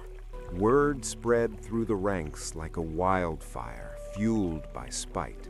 The trickster had finally broken the bonds that held him. Loki, the blood brother of Odin and the father of monsters, had shed the last of his pretenses and declared war upon the very halls that had once sheltered him. It was a betrayal that stung more than the freezing wind, a realization that the rot in the world tree had started from within the family of the gods. Reports reached the marching Einherjar of a horrific vessel appearing on the horizon of the frozen seas. Naglfar, the ship of nails. It was a craft built from the untrimmed fingernails and toenails of the dead, a jagged ivory nightmare that cut through the black water of the void. At its helm stood Loki, his face twisted into a mask of triumphant malice, leading an army of the dishonored dead from the depths of hell. Alaric felt a surge of cold fury as he imagined the trickster's laugh echoing across the deck of that ghastly ship. Loki was not just an enemy, he was the architect of the tragedy, the one who had engineered the death of Baldur and the coming of the frost. To the warriors of Valhalla, he represented the ultimate cowardice, the man who burns the house down because he was not invited to lead the feast. The betrayal was visible in the sky itself, where the stars seemed to be rearranging themselves into the shape of a mocking grin. The frost giants of Jotunheim and the monsters of the deep were no longer leaderless forces of nature. They were a coordinated hammer, swung by a hand that knew every weakness of Asgard's walls. Loki knew the secret paths, the hidden doors, and the private fears of every god on the high table. Alaric watched the gods as they prepared for battle, seeing the mask of stoicism slip for a moment on Thor's face as he gripped Mjolnir. The thunder god's anger was a physical heat, a localized storm of lightning that crackled around his knuckles. For the gods, this wasn't just a war for survival. It was a bitter, personal feud against a brother who had chosen to become a monster. The army of the dead that followed Loki was a dark reflection of the Einherjar. Where Alaric's brothers fought for honor and the protection of the light, Loki's legions fought out of a hollow, nihilistic hunger to consume everything that remained. They were the shadows of the men who had failed, the ones who had died with spite in their hearts rather than steel in their hands. As the host of Valhalla moved toward the Bifrost, Alaric saw the smoke of Midgard rising in the distance, a sign that Loki's children were already devouring the mortal realm. The Midgard serpent was stirring in the deep, its coils constricting the world until the ocean spilled over the land. The betrayal was complete. The cycle of life was being strangled by the very being who had once helped to weave it. Loki's name became a curse whispered between the ranks, a word that sharpened the resolve of the warriors. There would be no mercy for the trickster, no clever bargains or silver-tongued escapes this time. The Einherjar knew that if they fell, it would be under the weight of 1,000 years of lies, and that thought gave them a focus that even the Valkyries couldn't instill. Alaric gripped the hilt of his gray sword, feeling the vibration of the coming clash. He realized that Loki was the shadow that made the light of Valhalla necessary. Without the trickster's darkness, the bravery of the Einherjar would have no meaning. They were the answer to the lie, the solid wall of truth that would meet the wave of Naglfar on the final shore. The air grew thick with the smell of sulfur and old graves, a signature of the approaching enemy fleet. Alaric looked at his brothers, their armor glowing in the purple light, and saw that the betrayal had not broken them, it had unified them. They were no longer a collection of souls from different ages. They were a single jagged blade pointed directly at the heart of the betrayer. The horizon of Asgard, once a shimmering border of gold and green, turned a sickly, bruised purple as the fire giants of Muspelheim began their ascent.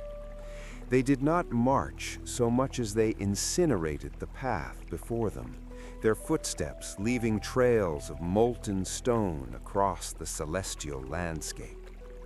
These were the children of Surtur, beings of pure, unadulterated heat who sought to return the universe to the primordial flame. As they climbed the Bifrost, the Rainbow Bridge, the pride of Asgard and the highway of the gods, began to groan and crack under the impossible temperature. The shimmering light turned to steam, and the solid foundations of the bridge began to liquefy into a slurry of prismatic colors. Alaric stood on the ramparts of the outer walls, watching the sky split open as the world-ending flames approached. The heat reached the Einherjar before the giants did, a dry, suffocating wave that sucked the moisture from their lungs and turned their armor into a searing prison. The air was thick with the sulfurous breath of the fire-dwellers, a smell that evoked the birth of stars and the death of forests. Alaric felt his skin blister, yet the magic of Valhalla forced his body to endure the agony, keeping him upright for the slaughter. Surtur led the vanguard, a figure of shifting magma and black basalt who towered over the landscape. In his hand he carried a sword that burned brighter than the sun, a blade that seemed to be made of the very essence of destruction. Every time he swung the weapon, a new fissure opened in the sky, spilling the fire of the void into the realm of the gods.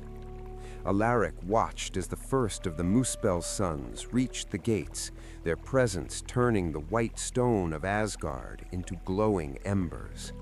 They were the antithesis of the frost that had plagued the hall. Where Fimbulwinter had sought to numb the world, the fire giants sought to erase it.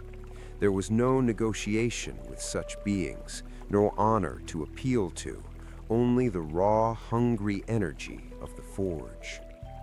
The sky above Asgard was no longer a canopy of stars, but a swirling vortex of ash and embers.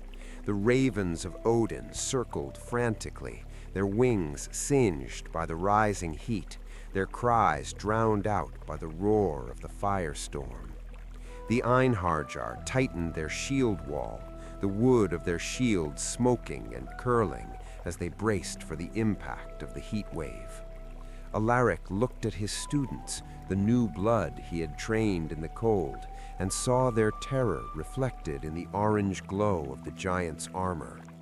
He stepped forward, his gray sword held low, the blade absorbing the heat and turning a dull, angry red. He realized that the cold of the deep forge had prepared him for this.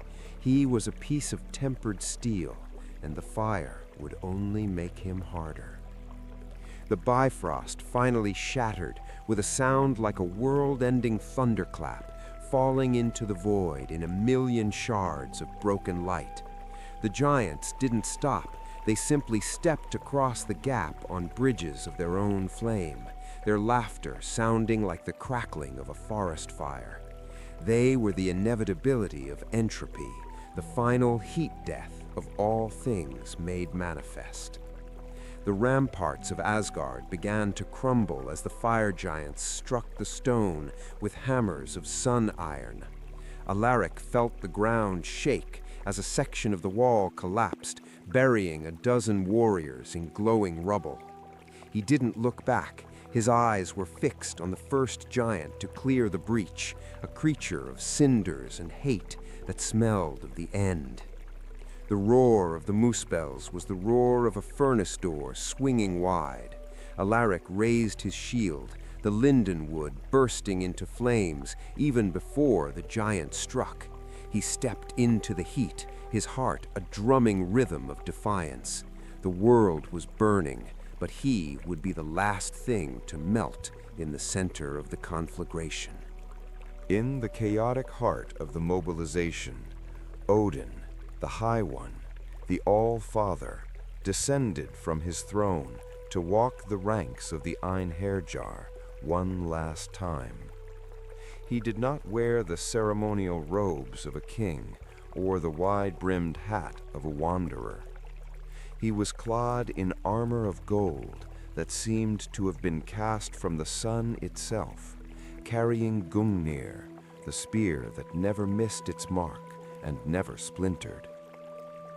The Allfather moved through the host with a heavy, purposeful grace, his single eye scanning the faces of the men he had spent centuries collecting. He was no longer a general inspecting his troops. He was a father saying a silent goodbye to his sons. The air around him felt charged with a static electricity that made the hair on Alaric's arms stand up, a divine pressure that demanded absolute attention. As Odin approached the section where the newer recruits stood, the warriors fell into a rigid, breathless silence. They were the final selection, the last of the harvest, and the weight of their purpose was written in the lines of the god's face. Odin stopped before Alaric, the tip of Gungnir resting on the scorched earth, and for a long, agonizing moment, the world seemed to stop spinning. The Allfather's gaze was not the cold, clinical look Alaric had felt during his first feast. It was a look of profound, ancient recognition. In that single eye, Alaric saw the history of every shield wall he had ever held, and the echo of every prayer he had never spoken. Odin reached out and placed a gauntleted hand on Alaric's shoulder, a simple, silent acknowledgement of the warrior's worth.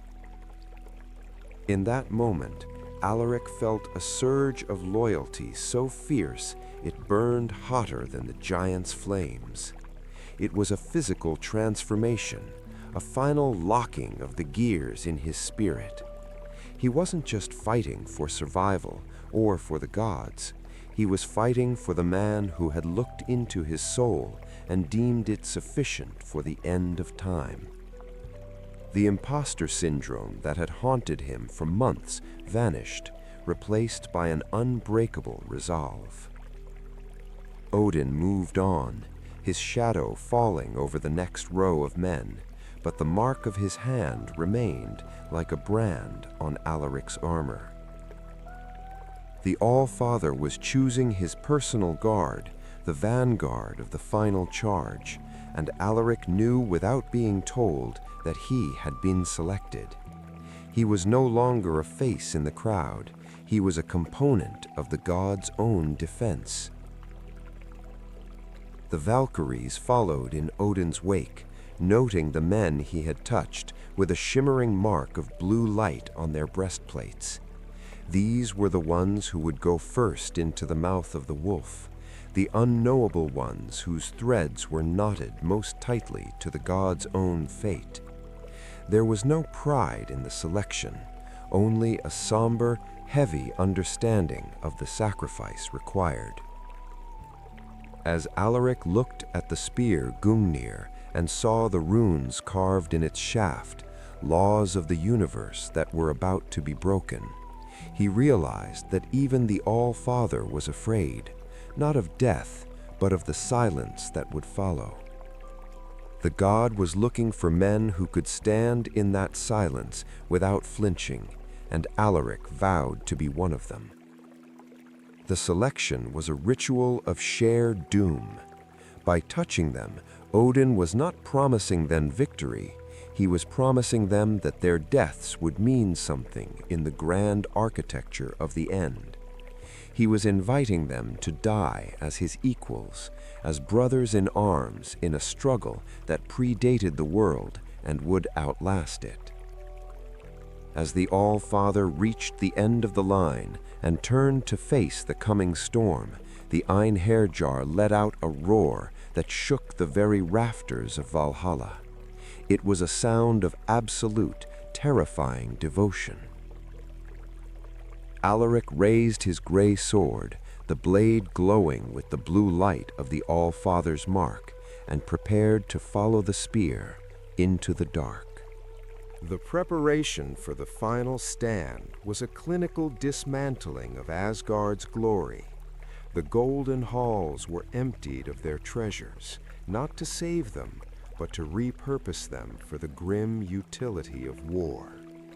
Alaric watched as the fine golden plates from the high table were melted down in the great fire pits, the precious metal being used to tip arrows and reinforce the hinges of the last gates. The shield shingles that had served as the roof of Valhalla were taken down by the thousands, leaving the hall open to the bruised sky. These legendary shields were distributed among the ranks, their golden surfaces now scarred and soot-stained, providing a layer of divine protection to the chests of the men. The beauty of the palace was being stripped away, revealing the jagged iron bones of the fortress beneath. Every warrior stood in a somber, focused silence, the only sound being the clinking of mail and the heavy breathing of 1,000,000 men ready to die one last time. There was no more whetting of blades or checking of straps. The time for preparation had bled into the time for execution. Alaric checked the balance of his gray sword, feeling the weight of the universe in the hilt. The Valkyries brought out the weapons from the secret armories of the Aesir, spears that hummed with the sound of 1,000 bees, and bows carved from the wood of the world tree itself. Alaric received a secondary dagger, its blade made of a substance that looked like frozen moonlight, capable of cutting through the spectral armor of the legions of hell. He saw his students, the farmers and shoemakers, now clad in the finery of fallen kings. The contrast was jarring. The humble souls of Midgard were now draped in the heavy, enchanted steel of Asgard. They looked like statues of iron and gold, their humanity hidden behind the visors of their helms, their individuality subsumed by the collective identity of the Einherjar. The horses of the Aesir were led out of the stables, their hooves striking the stone with the sound of hammers. These were the descendants of Sleipnir, creatures of wind and fire, who snorted sparks into the freezing air. Alaric watched as the high-ranking warriors mounted, their silhouettes appearing like giants against the backdrop of the burning sky. The air was thick with the scent of oil and iron, an industrial smell that signaled the final industrialization of death. There was no room for the poetic or the ornamental anymore. Every scrap of metal and every ounce of strength was being maximized for the single goal of delaying the inevitable. The grace of Asgard had been replaced by the brutal efficiency of the barracks. Alaric felt a strange detachment as he looked at the ruins of the Golden Hall. He realized that the architecture was never the point. The building was just a shell for the spirit of the men inside. Now that the spirit was fully forged, the shell could be discarded. They were the true Valhalla, a mobile fortress of flesh and steel that was about to march into the void. The banners of the gods were unfurled, the raven of Odin, the hammer of Thor, the boar of Freyr. They snapped in the wind, the fabric looking frayed and ancient, bearing the marks of 1,000 previous battles. These were the anchors for the ranks, the points around which the chaos would be organized, the final flags of a world that refused to go quietly. As the last warrior was armed and the last strap was buckled, a heavy, expectant hush fell over the host. They were ready. The transformation from the mud of Midgard to the steel of Asgard was complete.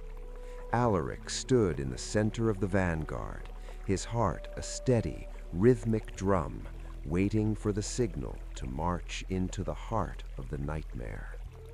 The final meal in Valhalla was not a celebration, but a somber communion of the doomed. There was no laughter, no boasting, and no music from the skalds. They ate in a half-darkness, for the sun had finally been swallowed by the wolf Skal, leaving the world in a perpetual, sickly twilight. The only light came from the dying embers of the fire pits and the faint blue glow of the marks upon their armor. They drank their mead not for joy, but for the cold strength required to stand against the tide. The liquid was thick and bitter, the sweetness of Heidrun's gift having long since evaporated. Alaric looked into his cup and saw the reflection of a man who no longer recognized himself. The face staring back was hard, ancient, and devoid of the softness of the living world. He looked at his brothers in arms, men from every age and nation, from every walk of life, and realized they were the only thing standing between the world and the absolute void. In this final hour, the distinctions of rank and history had vanished. The king and the beggar were now just two more shields in the wall, two more souls destined to be extinguished in the same fire. The meal was consumed in a rhythmic, mechanical silence, the sound of chewing and swallowing the only noises in the vast, hollow hall. It was a ritual of survival, a way of anchoring their spirits to their bodies for a few more hours of effort. Alaric broke a piece of hard bread, the taste of it reminding him of the earth he had once tilled, a final sensory link to the world he was about to defend. The Allfather sat at the high table, but he did not eat. He watched his warriors with a gaze that was both proud and heartbroken. He knew the name of every man in the room, and he knew exactly how and where each of them would fall. This feast was his way of saying goodbye to the army he had spent an eternity building, a final moment of shared humanity before the divinity was stripped away. The atmosphere was one of quiet, heavy dignity. There was no panic, no weeping for the lives they had lost. They had already died once. They knew the way. The second death would be harder, for there would be no Valkyries to pull them from the mud this time, but they accepted it as the price of their place in the saga. Alaric found himself reaching out to touch the arm of the warrior beside him, a Norseman with a braided beard who had once been his rival on the plains of Ida. The man returned the gesture, a silent pact of brotherhood that transcended language. In the end, they wouldn't be fighting for the gods or the realms. They would be fighting for the man to their left and the man to their right. The shadows in the hall seemed to be lengthening, stretching out from the corners like the fingers of the wolf. The darkness was hungry, waiting for the last of the light to fail so it could rush in and claim the spoils. Alaric felt the presence of the end, a cold pressure at the base of his skull that told him the time of sitting was over. As the last horn was drained and the last plate was cleared, the Einherjar stood as one. There was no command given, only a collective realization that the feast was finished. They turned away from the tables, their movements slow and deliberate, and began to file toward the great doors for the final time. Alaric took one last look at the empty hall, at the rows of abandoned benches and the cold ash of the fires. This had been his home, his school, and his forge. Now it was just a building of stone and gold, waiting for the fire to find it. He stepped out into the wind, his hand on the hilt of his sword, and prepared to face the twilight. The command was not spoken. It was felt as a tectonic shift in the very atmosphere of Asgard. As the final echoes of the Jalahorn faded into a low, predatory hum, the 540 doors of Valhalla began to swing open in perfect, terrifying unison. The sound was a rhythmic booming, a heartbeat of iron and oak that signaled the discharge of the greatest army ever assembled in the history of the 9 realms. From every portal, 800 warriors marched out abreast, a river of steel and gold flowing out from the mountain of the High One. There was no jostling, no panicked shouting. There was only the steady, mechanical thump-clink of boots and mail striking the scorched earth. Alaric marched in the center of the vanguard, his heart drumming against his ribs like a war drum, synchronized with the millions of feet around him.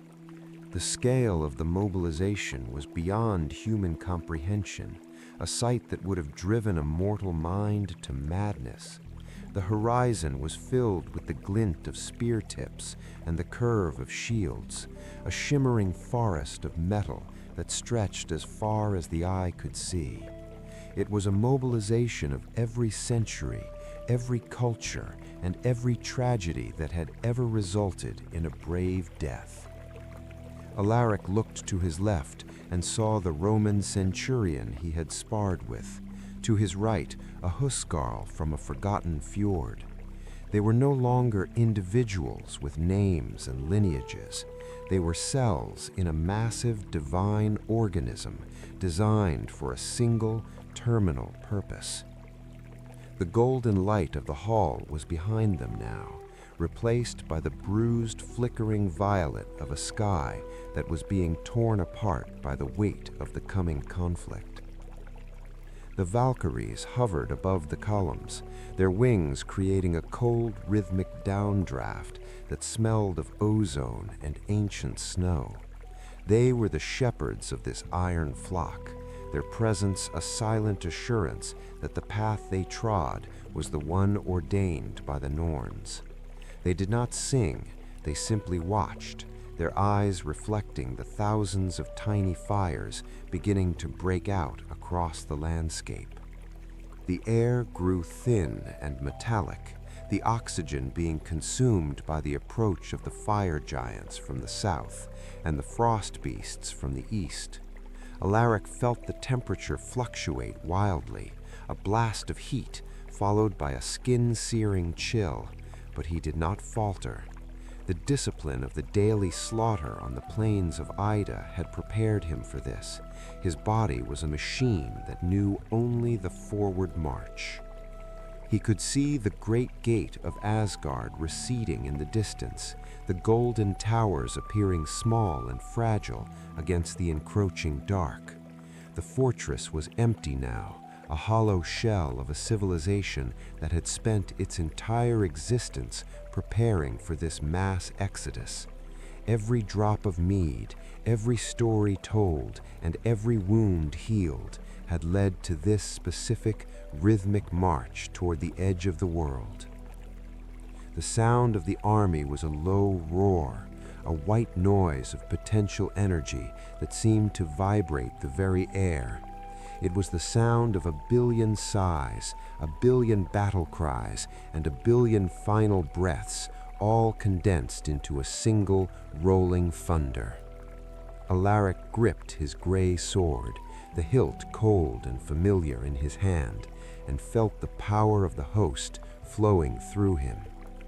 They moved toward the field of Vigrid, a plain that stretched 100 leagues in every direction, specifically designed by the gods to be the theater of the end. There were no hills to take, no rivers to hold. It was a flat, featureless expanse of gray dust, where there was nowhere to hide and no way to retreat. It was the ultimate stage for the ultimate tragedy. As the last of the 540 doors clicked shut behind the rear guard, Alaric felt a sense of finality that was almost peaceful. The wait was over. The barracks were empty. The army was in the field. He took a deep, searing breath of the sulfurous air and focused his gaze on the horizon, where the first shadows of the enemy were beginning to blot out the stars.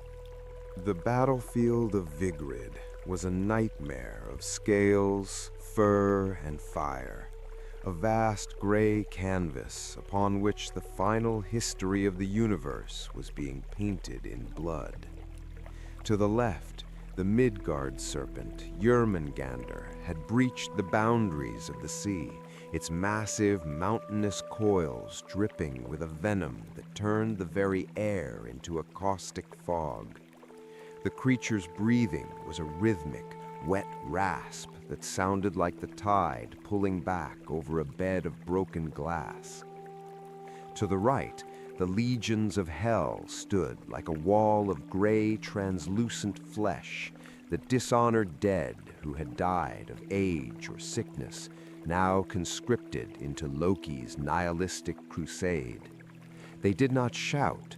They simply stood in a terrifying, hollow silence, their eyes empty pits of white mist. Beside them, the frost giants of Jotunheim loomed like glacial towers, their clubs made of frozen mountain peaks. In the center, the Einherjar met the charge of the Muspel sons, and the collision of the two armies was so violent it knocked the stars from their constellations.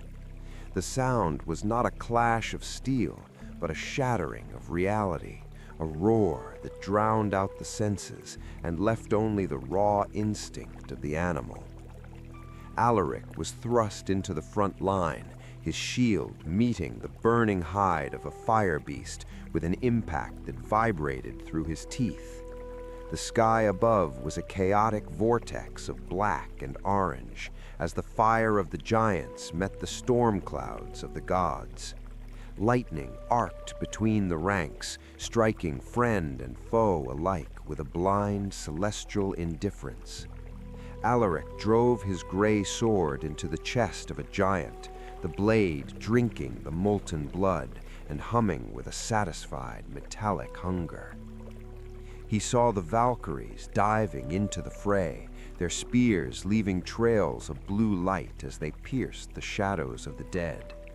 They were no longer the silent observers, they were the reapers, cutting through the enemy ranks with a grace that was as beautiful as it was lethal.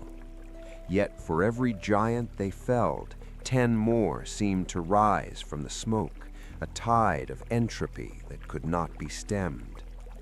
The ground beneath Alaric's feet was no longer solid, it was a slurry of gray ash, mud, and the remnants of those who had already fallen.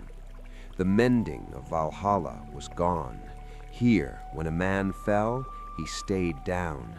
The permanence of death returned to the warriors, and with it came a frantic, desperate bravery.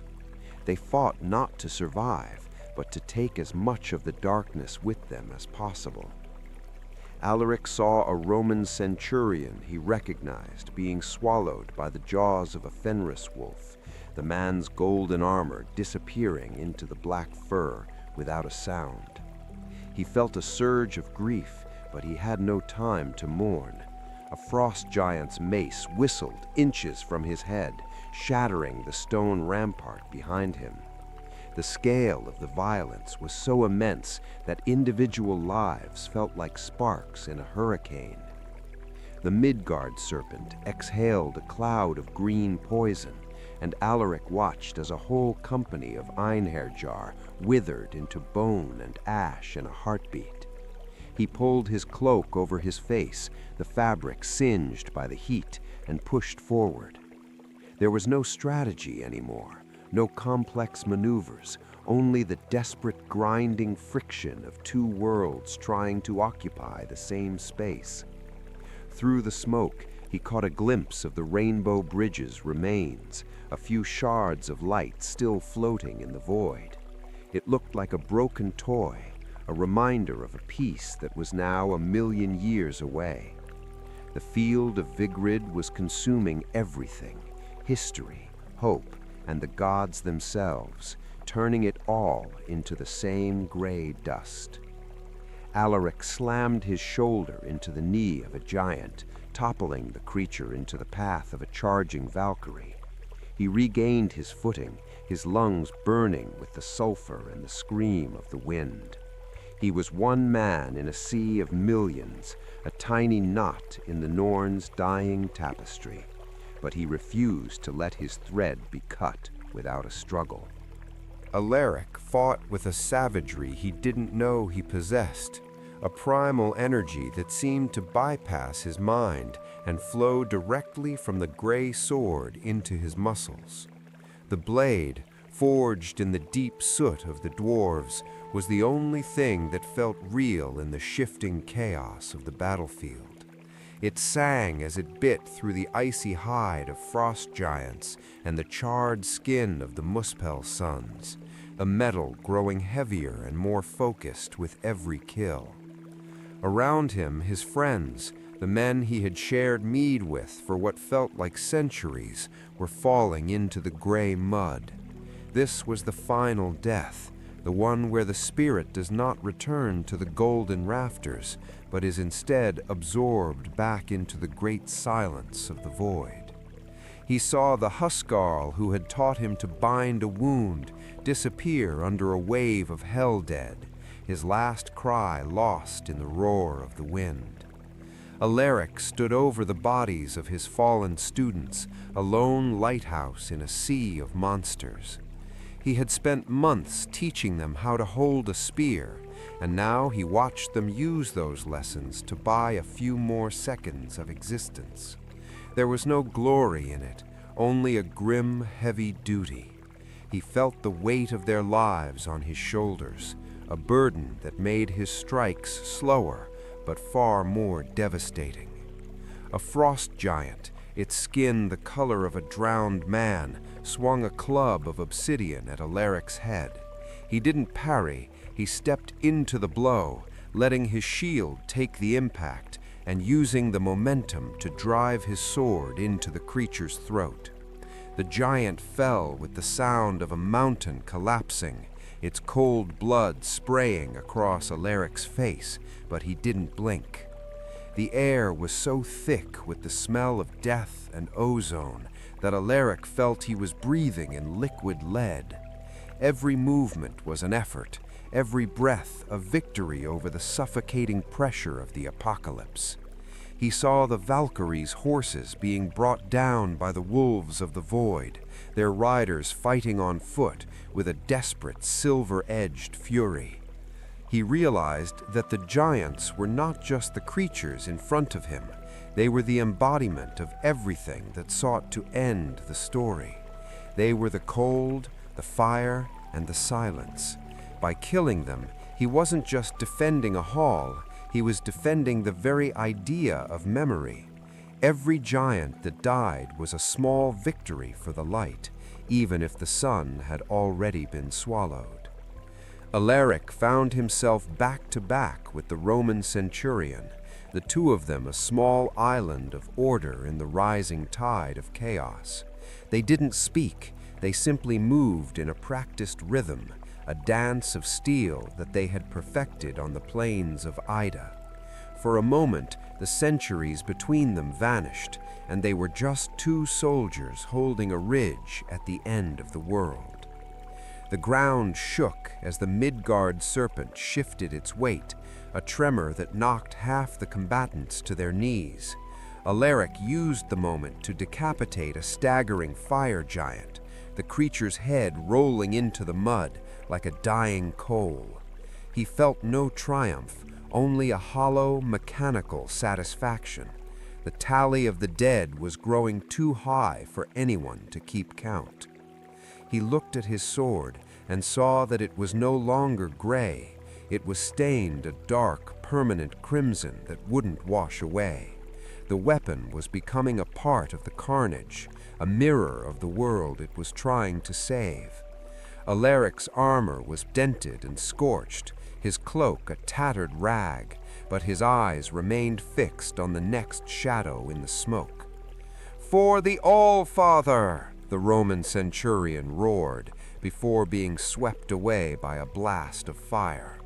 Alaric didn't scream, he simply tightened his grip on his sword and stepped over the fallen centurion's shield. He was the last one left in his circle, the final guardian of a forgotten name, and he would keep killing giants until the world ran out of them or ran out of him. Through the swirling smoke and the rain of fire, Alaric caught a glimpse of the center of the world.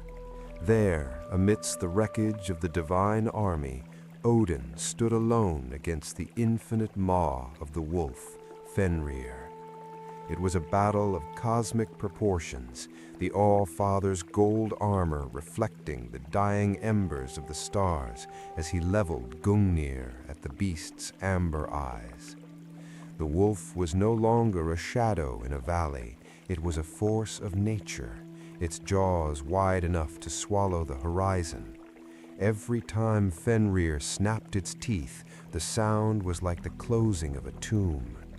Odin moved with a speed that defied his age, the spear Gungnir leaving trails of white light that pierced the wolf's hide, but the wounds seemed to heal as fast as they were made.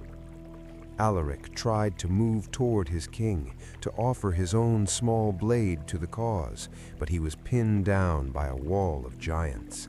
He could only watch in a helpless, frozen horror as the Allfather's strength began to wane. The spear Gungnir, which never missed, finally struck the wolf's heart, but the beast did not die. It simply grew hungrier. The moment the wolf finally snapped its jaws shut, the sound was not a roar, but a sickening, wet crunch that echoed through the souls of every living thing on the field. The Allfather was gone, swallowed by the darkness he had spent an eternity trying to forestall. A silence fell over the battlefield that was more terrifying than any scream, a void where the heart of Asgard had once been.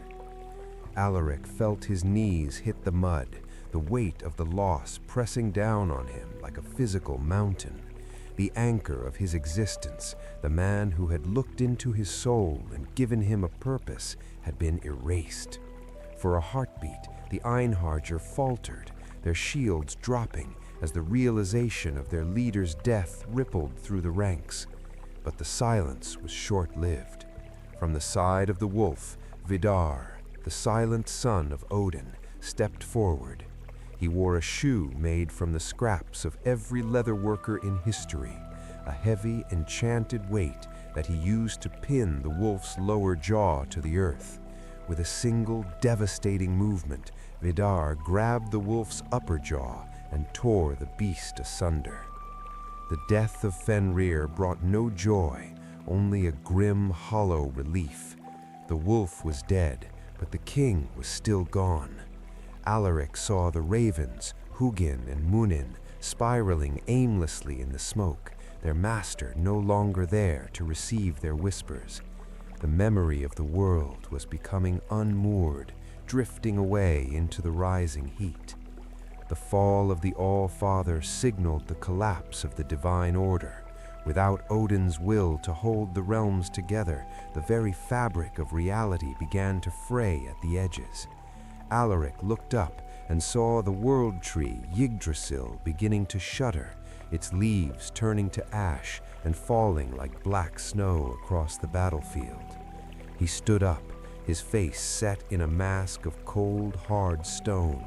He didn't have a king to fight for anymore, but he had a memory to protect. He looked at the giants who were closing in, their eyes bright with the hope of a final victory, and he raised his crimson-stained sword. If the Allfather could fall, then Alaric would fall as his shadow. The battle resumed with a renewed, desperate violence. There was no more hope for a future, only the desire to make the end as expensive as possible for the winners. Alaric threw himself into the fray, his strikes no longer calculated, but driven by a raw, unadulterated grief that turned him into a whirlwind of steel and ash. The end did not come from the teeth of the wolf or the venom of the serpent, but from the heart of the fire. Surtur, the giant of Muspelheim, realized that the battle could not be won by steel alone. He raised his sword, a blade made of the first spark of the universe, and struck the earth of Vigrid with the force of a falling star. The ground did not just shake, it liquefied. A wave of white heat erupted from the point of impact, spreading across the field like a tide of molten gold. Alaric felt the heat blistering his skin through his armor, the metal of his breastplate beginning to soften and run. The air itself caught fire, turning every breath into a lung-searing agony. The world tree, Yggdrasil, began to groan as the fire consumed its roots. The great ash, which had held the 9 realms in its branches since the dawn of time, was now a torch that illuminated the entire cosmos. Alaric watched as the leaves, each one representing a life or a world, shriveled into black cinders and were swept away by the solar wind. Surtur's flame was not a cleansing fire, it was the final entropy, the return of all complexity to a single, searing point of heat. The iron jar and the giants, the gods and the monsters, they all began to dissolve into the same white light. Alaric saw the Valkyries' wings ignite, their silver forms turning to vapor as they were consumed by the conflagration. He felt the gold of his armor melting, the liquid metal burning channels into his flesh, but he no longer felt the pain. His nervous system was overloaded, his spirit beginning to drift away from the ruined vessel of his form. He took one last, searing breath, the scent of the end times filling his mind, a smell of ozone, ash, and old mead. Alaric swung his gray sword at the approaching darkness one last time, a final gesture of defiance against a universe that was turning itself off. The blade struck the heat and shattered, the pieces disappearing into the white glare. He was a man of the mud, a man of the steel, and now he was a man of the flame. He saw the faces of those he had lost, his wife, his students, his king, flickering in the firelight like shadows on a wall. They weren't calling to him, they were simply there, parts of a story that was being closed. He realized that the fire was not the enemy, but the final editor, wiping the page clean so that something else might eventually be written. The universe dissolved into white heat, the boundaries between the realms vanishing as the tree collapsed. There was no more Asgard, no more Midgard, and no more hell. There was only the fire of Surtur, a roaring, infinite sea of light that swallowed the stars and the silence alike. Alaric felt his identity begin to fray, the name Alaric becoming a meaningless sound in the roar. In his final moment of consciousness, he felt a strange sense of accomplishment. He had stood his ground, he had held the ridge, he had marched through the 540 doors and fought until the world itself ran out of air. He had fulfilled the purpose for which he had been plucked from the red snow, and that was enough. The flame reached the core of his being, and the last spark of his spirit was extinguished. The darkness did not follow. There was only the light, a brilliant, blinding void where the 9 realms had once been. The cycle of the iron jar was complete, their service ended by the very fire that had once forged their weapons. The fire died, not because it was defeated, but because it had nothing left to consume. The white heat receded into a dull, pulsing glow, and then into a deep, velvety darkness. From the steaming, sunken ruins of the old world, a silence fell that was not empty, but pregnant with the possibility of something new. Slowly, as if emerging from a long, heavy dream, a new green land began to rise from the boiling seas. It was not the Asgard of gold or the Midgard of mud, but a world that was fresh, untainted, and vibrant. The grass was a deep, impossible emerald, and the air was clear and sweet, smelling of new rain and the first flowers of a spring that would never end. Alaric's physical form was gone. His armor and his sword returned to the dust of Vigrid, but his spirit remained as a whisper in the wind. He was part of the foundation now, a thread of courage woven into the very soil of the new world.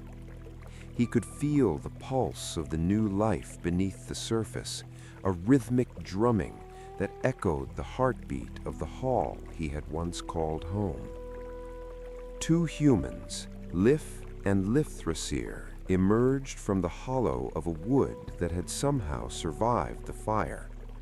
They stepped onto the green grass with trembling feet, their eyes wide with the same wonder Alaric had felt when he first saw the golden shields. They were the new guardians of the story, the ones who would inherit the earth the Einherjar had died to protect. The memory of Valhalla remained, but it was no longer a place of war. It was a golden light in the back of the mind, a feeling of strength that would come to the new people when they faced their own storms. The 540 doors were gone, but the courage they represented was now a part of the human soul, a permanent gift from the fallen to the living. Alaric watched from the shadows of the new trees as the humans began to build their first hearth. He felt no envy, only a profound, quiet peace. His war was over. The barracks were silent. The mead was finished. He was no longer a soldier of the Allfather. He was the silence between the notes of a new song. From the depths of the new sea, the golden gaming pieces of the gods began to wash ashore, polished by the waves. The humans picked them up, wondering of their purpose, but Alaric knew. They were the reminders of the cycle, the tokens of a game that had been played to its conclusion. The new world would have its own games, its own gods, and its own heroes. The spirit of the Einherjar drifted away, dissipating into the bright, clear sky. There was no need for a vanguard in a world of peace, no need for a hall of the slain in a world of life. Alaric let go of his last connection to the name he had carried, allowing himself to be absorbed into the rustle of the leaves and the sparkle of the waves. Valhalla was gone, but the courage it forged became the foundation of a new world. It was a memory of gold buried in the hearts of those yet to be born, a secret strength that would tell them to stand firm when the wind grew cold. The saga was finished, the book was closed, and the new dawn was finally here. As the sun, a new sun, born from the daughter of the old one, rose over the green horizon, the last echo of the Gjallarhorn faded into the music of the birds. Alaric was finally at rest, a part of the earth he had once died to save. And the world was beautiful once more.